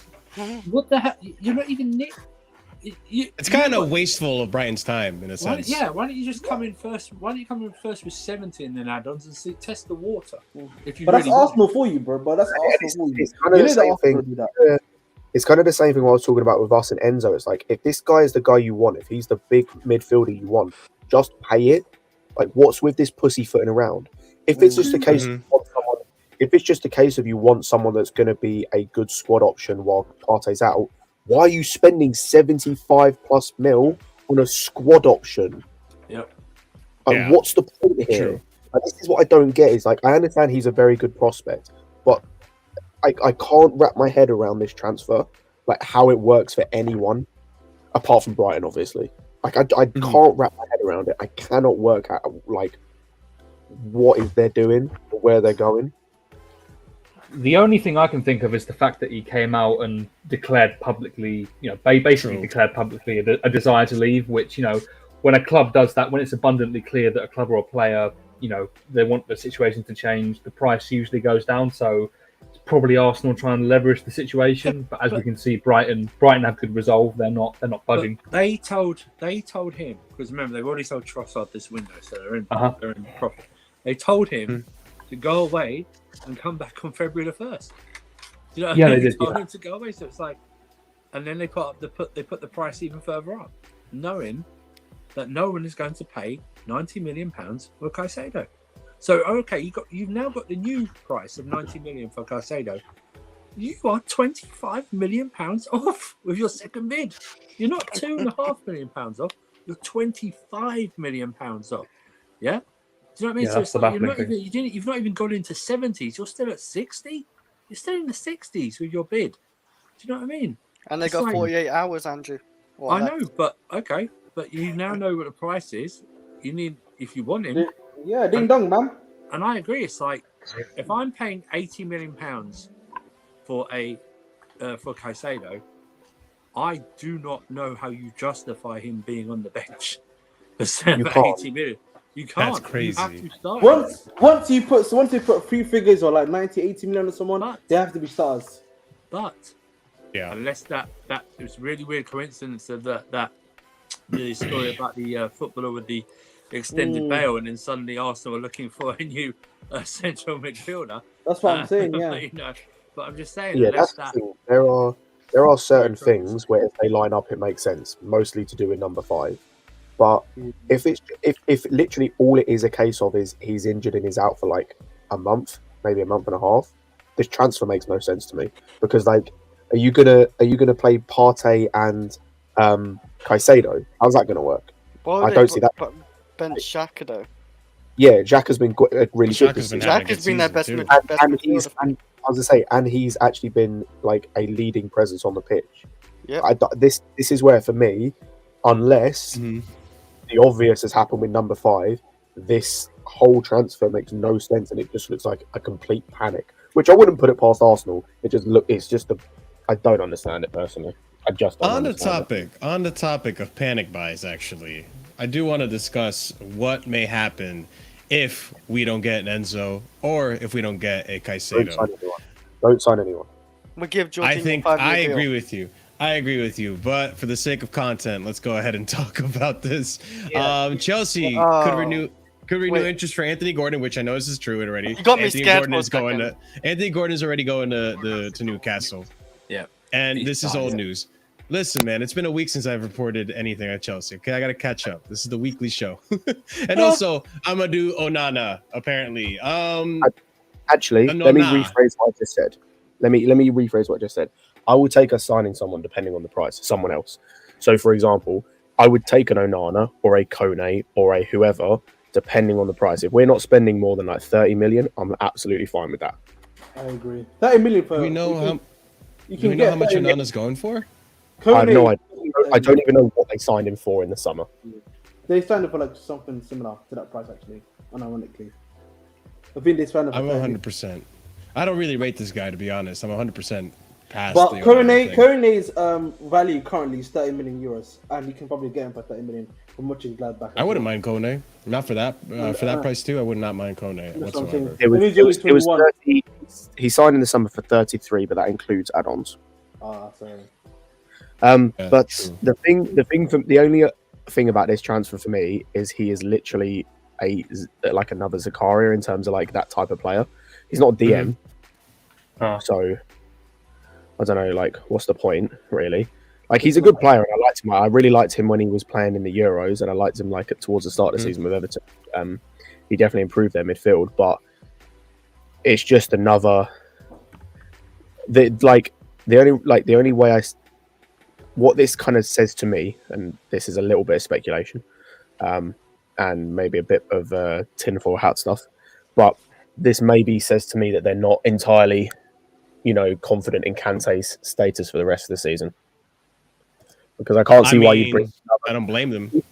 Either that, or you're not you're not confident in Kante's status, or you're not confident in Zakaria's status for the rest of the season. Because I can't understand why you'd sign him if you were confident in either of those two coming back and playing consistently. But I think that's valid when you look at both Zakaria and like Kante's like injury record anyway. Like these guys get injured like for fun at this point. Yeah. So I think that's a fair response anyway, but we'll see. Yeah, we will see. I do prefer Kone. If we had to go for a backup, or even a Latvia, we'll see what happens with Latvia.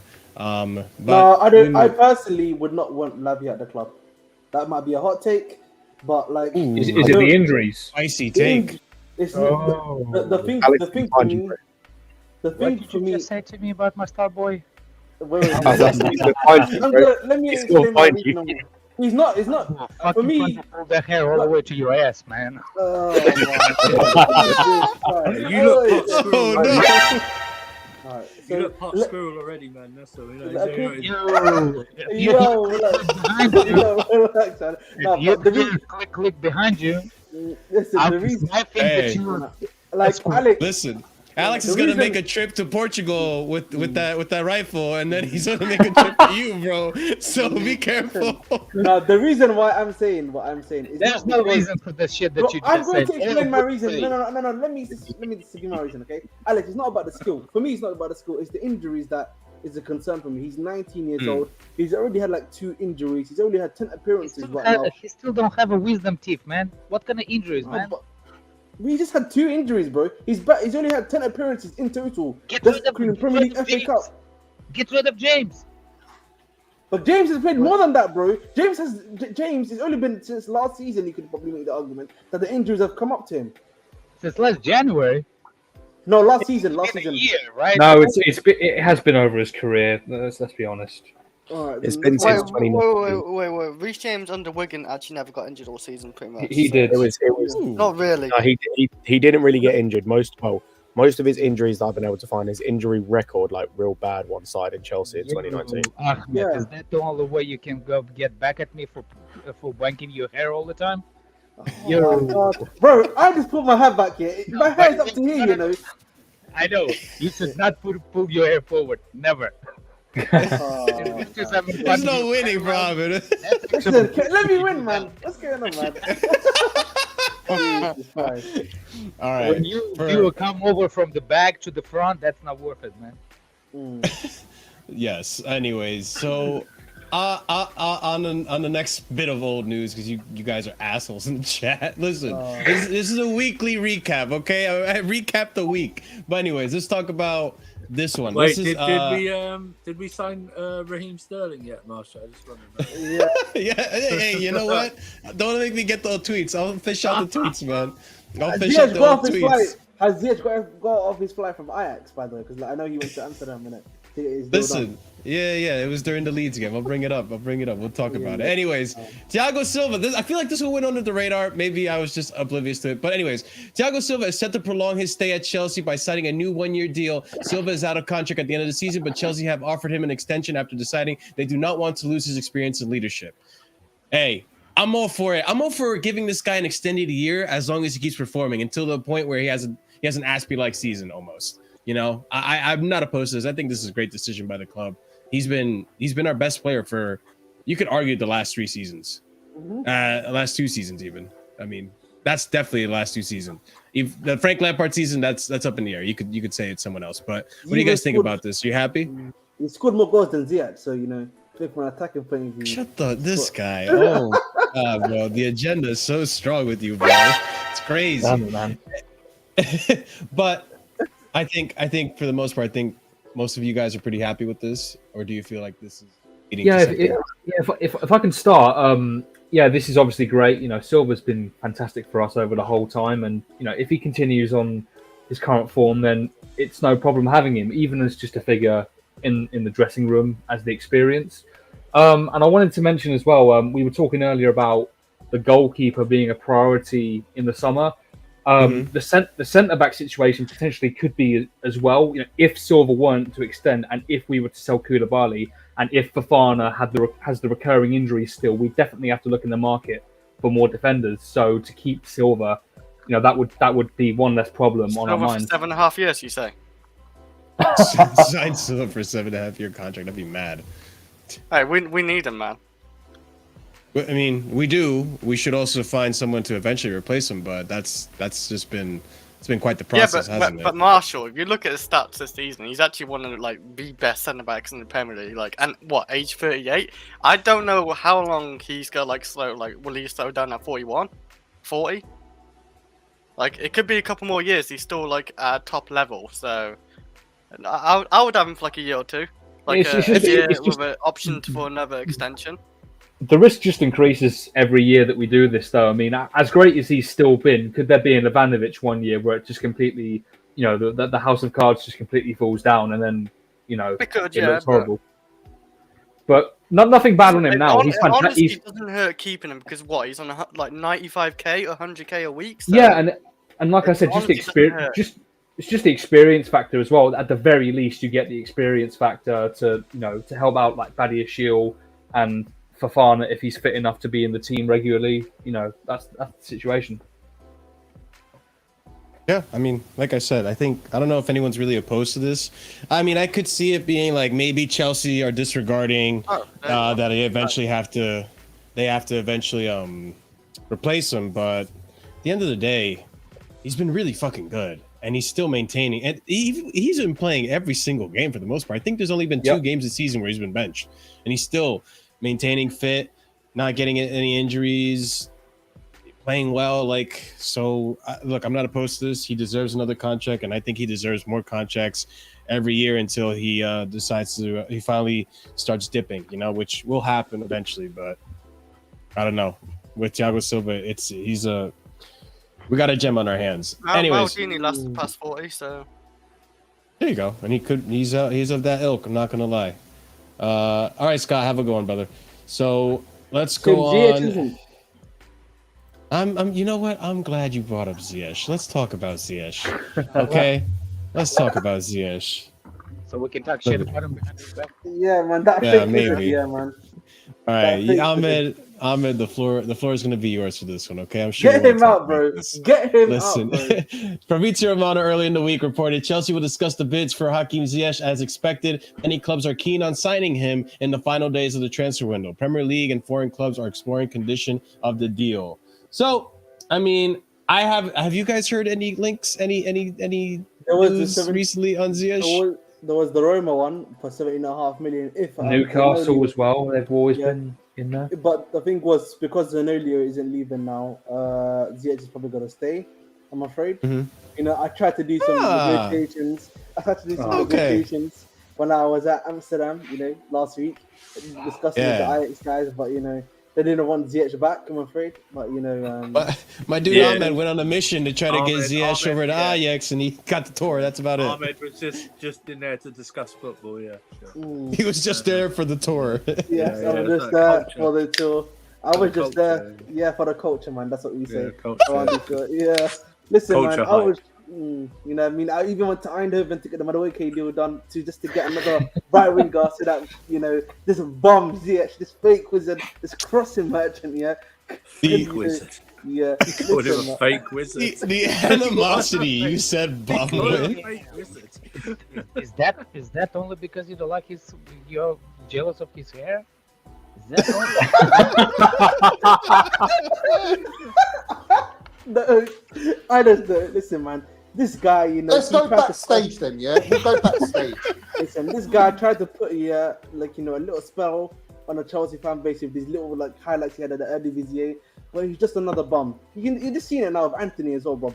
These guys, this 12 merchants, crossing merchants, little tiki-taka rubbish here. He ain't good enough, man. Okay, get him out of here, bro. You get him out of there, man. Timo Werner. Listen, all I'm saying here, Timo Werner was providing more quality than this guy is right now. I hear that. Oh, hey, Chris, don't fucking support. No. Chris, shut up, Chris. Yeah, you said that just to get Chris on your side. Timo, how many goals he caused in his first season? And then oh my God, how many goals he caused? Yeah, assists and goals, all that. How many goals, the chances he created, all that. Yeah, I know what you're trying to say, Chris. Yeah, listen. Now that Mudryk is in this team, Ziyech is gonna get more assists. No, he's not. Yeah, he's not we're gonna get those far post goals now. Yeah, he's gonna hold bench. That's what's gonna happen. He's gonna be holding bench. Oh yeah, Sterling's probably returning. Sterling's back. He's holding bench, man. He's holding bench. Wait, Alex, what'd you Where say? he belongs. Is my microphone still low? No, it's good. You can speak now, Alex. Oh, thank you for approval. But look, all I can say is, if Sterling's fit, the new kid fit, he gonna hold the bench and do his passes from one bench player to another. He's just gonna throw the door. He's gonna pass the ball to the ball boy when the ball goes out for a throw in. I mean, he's benched so much. He's probably got his own favorite seat on the bench. Yeah. Well, he's probably struggled with the flat ass syndrome. I know, right? Yeah. Sleepy butt. That's what they call it. Man. That's where he became friends with Lukaku. Yeah, man, him and Lukaku, bench boy. That's actually true. I didn't just deep that. Yeah, that's why him and Lukaku. They sat next to each other on the bench. Yeah. Yeah, Jesus Christ, man, and he might come back too. Somebody Just has hold to that, bro. Lukaku Hold that, pizza man. on the sideline because Lukaku ain't moving. If he would have moved, he would not be that fat. Yeah, so let's face it, man. Whether it's this window or the next window, he will go. He will go. I mean, that's inevitable. You're admitting this now, Marshall. He's gonna go now. No, I've always said he's gonna go, Ahmed, because he doesn't want to be at the club. But I think he's performing well right now, and watch window. He's not going in January. Just get him out, man. Just get him out the club, man. Through the window. If he goes though, I do think Chelsea in the summer at least. So he will not be. You're not wrong. If not Chuki, what am I saying? If Ziyech does go, I do think in the summer we do have to go back in the market for a right winger though, because I don't want to keep playing Sterling at the right wing. He's good, but I want him at the left. We got Madueke. Yeah, but just one. We should have two players for each position. Yeah, Sterling Madueke. Yeah. But Sterling, who's going to be the other left wing then? Is that not you? Can you count? Look. No, that is two. But wouldn't you? Wouldn't you rather? Like use a bend syndrome. Like bend one finger. Yes. That's one. What about for left wing then? What about for left wing then, asshole. Alex? Because left wing. Yeah, but if you okay, so let's do the basic of this. If we play a straight 4-3-3, you're looking at probably any starting thing between you've got a starting three of anywhere, any combination of Nkunku, if João Felix, I'm doing it if João Felix is signed permanently, okay? Mm-hmm. João Felix, Mudryk, Sterling, Madueke, and someone else. Yeah? So you got two covering each. What's the other Oh god, no. The other guy, the good one. Oh, Fofana? Fofana? And Coco. Yeah, I said Nkunku. I said Nkunku. I thought you said Lukaku. No, but you might add someone else, or there's someone else I'm not thinking of, or something like that. Yeah. So you got 6 already. So, remember, what we got to remember is that we shouldn't ask for this side to be so rigid in their positions that they have. They should be able to roam and to be fluid, right? Yeah. So if Nkunku goes in the middle, João Felix goes out wide, vice versa. Same with Sterling or something like that. They should be able to be more fluid and be able to take each other's positions. One goes wide or something like that. That's what we should be able to do. It should be straight up like FIFA where they stay in the positions. You know what I mean? Yeah. Whoever said Hunter the Door in FIFA, mate, he's not coming back to this club. Sitting on a bench. Yeah, that's right. Yeah. Hudson-Odoi is not coming back to Chelsea. No. Sorry to tell you. Cho is coming back because we're not going to be able to shift his wages. No, man. We should send him to. Bro, we should send Cho to university, man. We'll get him a permanent degree. No, wait. After this, hang on. After this, he's got like 1 year. He's got 1 year, right? So you just send him out on loan again. That's what you do. Yeah, with no return. No return. Yeah, well, the contract will be done. One-way ticket. One-way ticket. Damn, it's a 70s song. You don't know shit. One-way ticket to paradise. I got you, bro. Yeah. Ticket to paradise. Alright.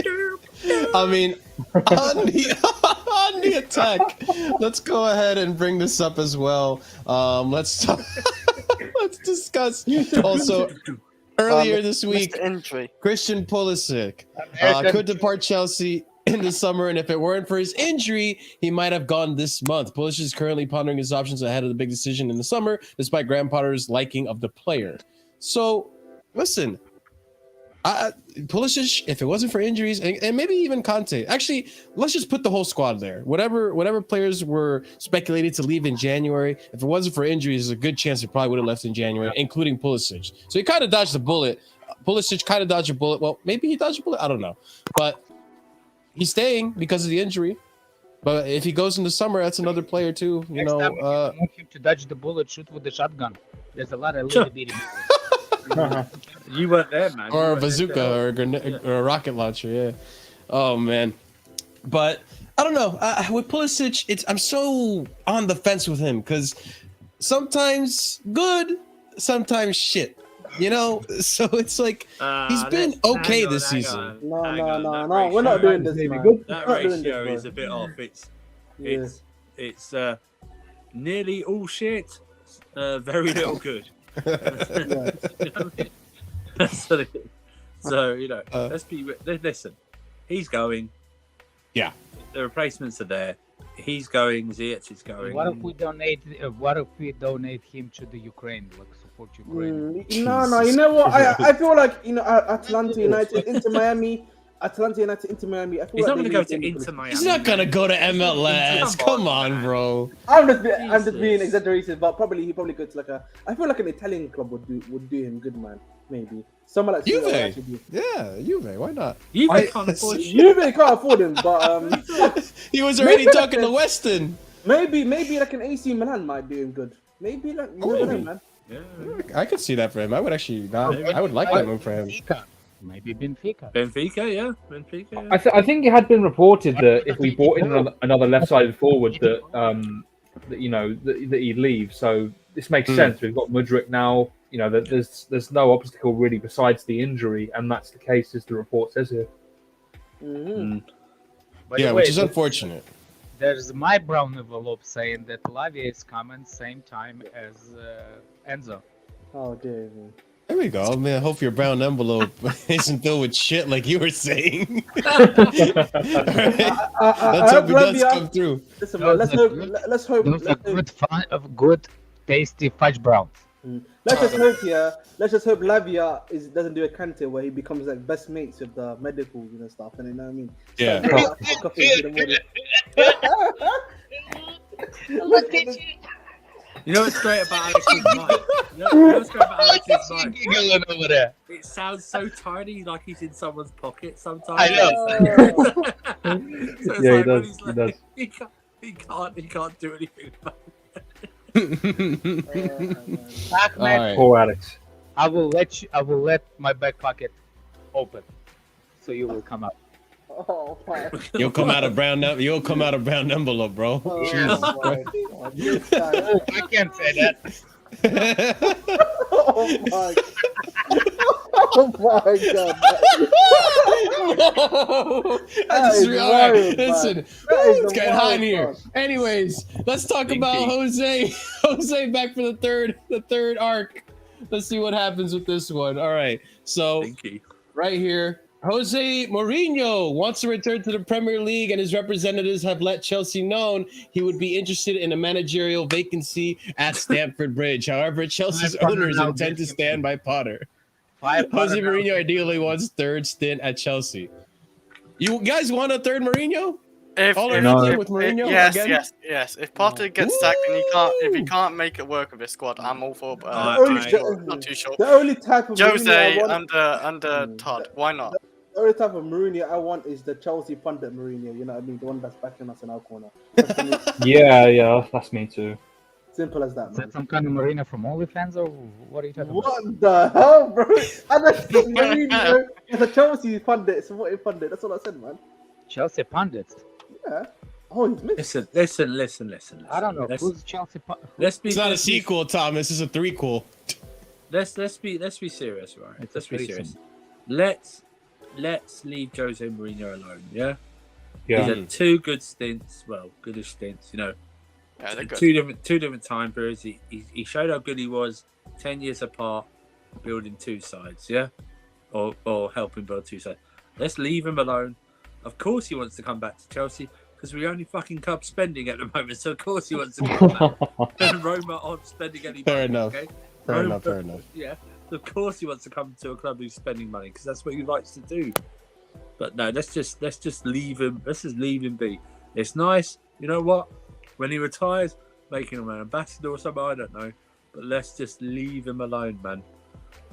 I don't think. Listen, I he's on the way down at the moment. Yeah, he's on the way down for me. He's still good, but he's not the best. Yeah. So You don't think he's doing well at Roma? No, he's doing well at Roma, but I just think Do you like how Roma plays? I think they're doing decent.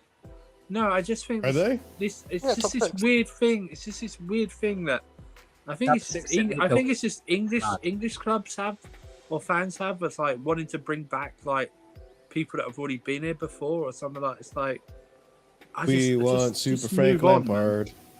Yeah, just move on, man. We just had this with Lukaku. Yeah, we just had exactly. Yeah. You did.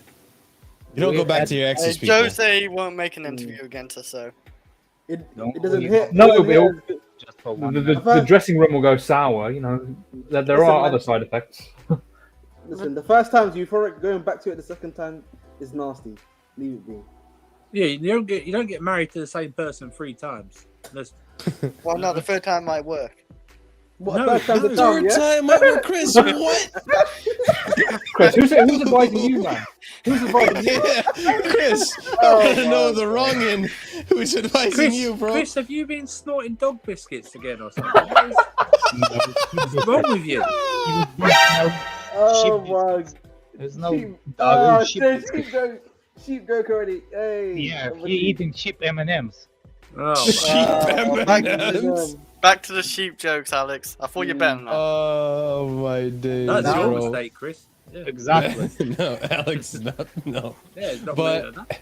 personally, me, like, the Jose Mourinho style of ball, like, I just don't want to go back to, like, I know people say, like, He just threw name in the hat and see if it sticks. Yeah. That's what Mourinho did. It's nothing to do with the fact that we're spending £300 million. Exactly. Money. Yeah. yeah, I'm sure I just think, I don't want that fossil football back at Chelsea. I'm happy where we are. Well, not really, but I'm okay. This is not the right time. I'm okay with Mourinho coming back and it's the third time, but now it's not the right time. Yeah. The only way you get him, it's if you build the team and you cannot crack open the final push for the Premier League title or something. That's when you think of the Mourinho, not when you build youth. Because last time Mourinho tried to build youth, we were childless in that team. Yeah. He's right. The only way I'd take Mourinho back is the guy has done more for no kids in the teams more than vasectomy. Jesus Christ, man. Jesus Christ. Always getting too far, man. oh my god. Oliver, what were you gonna say? He's like I with don't know youth, what far he is. but with youth players, he's like the coaching version of a condom, man. Do you know what I mean? It's just not. That is crazy. Yeah, that's the true definition of big dick formation. Right, yeah. Big dick formation. 4 222. Oh. Oh god. So the last bit of news that I have before we close out tonight's show. Oh man, this is great. Anyways, so poor Ahmed. some news here on Gallagher. Yeah, poor Ahmed. Chelsea are open to a loan move for Conor Gallagher. Newcastle United and Crystal Palace are interested. Listen, I don't think he's been up to snuff this season. I guess he's been better than Mount, but it's not really much of a standard this season. But listen, man, just let Gallagher go, bro. 40 million. I think 50 million like package, 40 plus 10 million add-ons. Gallagher can go, man. He'll succeed somewhere else. I just don't see how a loan benefits us at all. Like to do it this January, you know, we should be looking for a sale, if anything, because we're going to get him back at the end, unless we can include an option or an obligation to buy. And if we want to sell him, then maybe that's okay. But besides that, I don't see much benefit to this besides raising the value. Yeah, I think, and that's only if he plays well. Yeah, a loan's not good. A loan's not good for him. It's not good for us. If no one comes in for an offer January, you sell him in the summer, get between 40 and 50 million. I think Alex said it earlier. You know, selling him actually is good for our profit and everything like that. Exactly. So It's the homegrown thing for yeah, but the homegrown thing. Well, remember Madawiki's English, so you know what I mean. It's like homegrown. So I think they'll have that sort of. You got Colwell coming back possibly next in the summer. You know, possibly. Yeah. Oh, for God's sake, the amount in the chat. I was just looking at that. Oh, man, listen, Doom. Don't worry about it. We'll address this, okay? we'll address this, Why are we man. still All right. talking about Mount, man? Let it go, bro. Okay. This is why I don't want His to. Quinn's on the It's like screen. I'm tired of it. I'm tired of it. His Quinn's on the screen. That's what I'm talking about. His Super Saiyan form is on the screen, man. Like, Oh, Jesus Christ. Listen, man, let's let it go, bro. Whatever's wrong with Mount, you know bro, what? is wrong Hey, with Mount. Doom. Even we love you here, man. Don't worry. We do accept appreciate for you, all your Doom. Don't faults, worry. man. Just like everyone else. this guy. It's all good, dude. It's all good. Welcome Hey. back anytime. You're very respectful. as well in the chat. He has been respectful in the chat. Yeah. Big up to you, bro. But Very it is respectful. about what he's done for the club this season. And if we're talking about Gallagher, what he's done for the club this season, 2 goals, right? 2 goals. And some one goal. against Palace. It's only the Palace goal. Palace. Oh, okay. He's got a few assists. He's actually our top chance creator in the Premier League. Yeah. Yeah, top chance creator in the Premier League. Yeah, that's He's mad. I'm not gonna lie. He's our top creator. He's actually got a nice cross from the right hand side, but yeah, every other part of his game is just currently not up to scratch. And you know what? Let me also emphasize that, like, I don't think he's been terrible this season. Emphasis on the terrible. But I just don't think he's lived up to the expectation I was hoping for, which is going to be replacing Mount in that midfield. I think that he has a horrible touch on him, man. Horrible touch, and his tackles make me nervous. I'm not going to lie. Oh, his tackles, yeah. I'm going to say this. It's like, oh, we shouldn't sell him to this person, that person. It's like, if the player's not balling out for you, why do you care where they're going? Do you know what I mean? Yeah. I mean, if they ball out somewhere else, they ball out somewhere else. But we shouldn't really care. If Newcastle come in for him and they give us a good price, 40, 50 million, you take it. Right? You just take it. Palace come in, it's the same. I don't really mind where he goes. You know what I mean? We need a feeder club to send or to come in. Well, that's the problem. Coven Generals. The satellite club system, Doom. But that's what they want to We are set trying up. to do that eventually. Yeah, they want to set it up, Doom. They want to set it up. We should have just done it with Brighton, but the Premier League would never allow it. Brighton, yeah. You might as well have. Maybe we might have to revamp Vitesse again. Hey. Just joking. Hey. On to Andrew's point, though, it's just a hoarder mentality. You know, people are scared of losing. You know, well, people are afraid of the whole Salah and KDB thing to happen again. But look, this is what I say to that, right? Because I feel where they're coming from. I feel their sentiment. But at the end of the day, we sold Salah, we sold KDB, we sold great players that went off to be amazing world-class players, you can say, in their own right? But we still won a Champions League. We still won a league. We still won trophies without these players. It's not like they've hindered us massively. Exactly. So the problem is... If you remember seeing Salah for Chelsea, he was absolutely awful. Yeah. Worse than Salah. No, worse than Gallagher. Chris, this is my point though. Like people have this really like reductionist view that any good player will work in any team. Like no, there are fits in football. You know, a player will fit a team will fit a player. Yeah. You know, some of these guys just won't always be it, but they'll go to another team and ball out. It's happened before. It will continue to happen. So yeah, you sound underwater. What happened? Say that again. How about now? Yeah. Wow. Yeah, there you go. You're back. Scores have got Alex, yeah? I'm back. There you go. Alex is back now. Your camera's frozen, but you are back. Yeah, I was thinking, are you still eating the wires, man? He's standing really still. Yeah. Oh my god. The brown Don't envelope's attack got me, him in a Chris. chokehold. Don't attack me. I know how sheep react when you attack them. They stay stiff. So you can keep a close eye. Oh no! Okay. All right. Anyways, Alex, you need some shit, man. You need some shit. Listen. Yeah, when Gallagher goes, we'll see what happens. But I mean, Hey, listen. Maybe he steps up the rest of the season because I'm not gonna lie. The last 2 games, he's been okay. He's been okay, even from a position like the DM where I didn't expect anything from him at all. So we'll see what happens with Gallagher. But if he goes, he goes. Yeah. What happened to Billy Gilmore? He's convincing Caicedo. I find out he's one of those. Ahmed, he didn't. Ahmed, they played Liverpool in the cup today. He didn't even play, and they had Caicedo obviously not in the squad. I prefer not to speak. If I start speaking, I'm in big trouble. Yeah, I prefer you don't speak either. I prefer really not to speak. If I speak, I am in big trouble. Big trouble. Big trouble. Oh, big trouble. All right. Big trouble. Anyways, boys, we're gonna go ahead and wrap it up here. Nice big 2-hour stream filled with old Chelsea news for you guys to enjoy.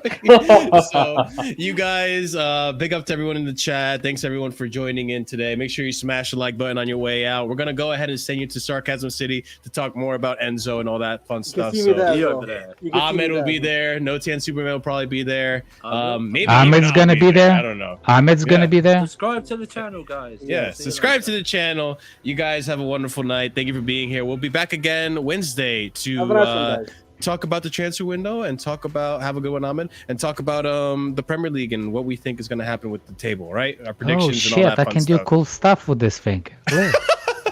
All right. Well, so guys, we'll catch you later. Have a wonderful rest of your night. That's what you get if you talk shit to me. Big up everyone and stay casual.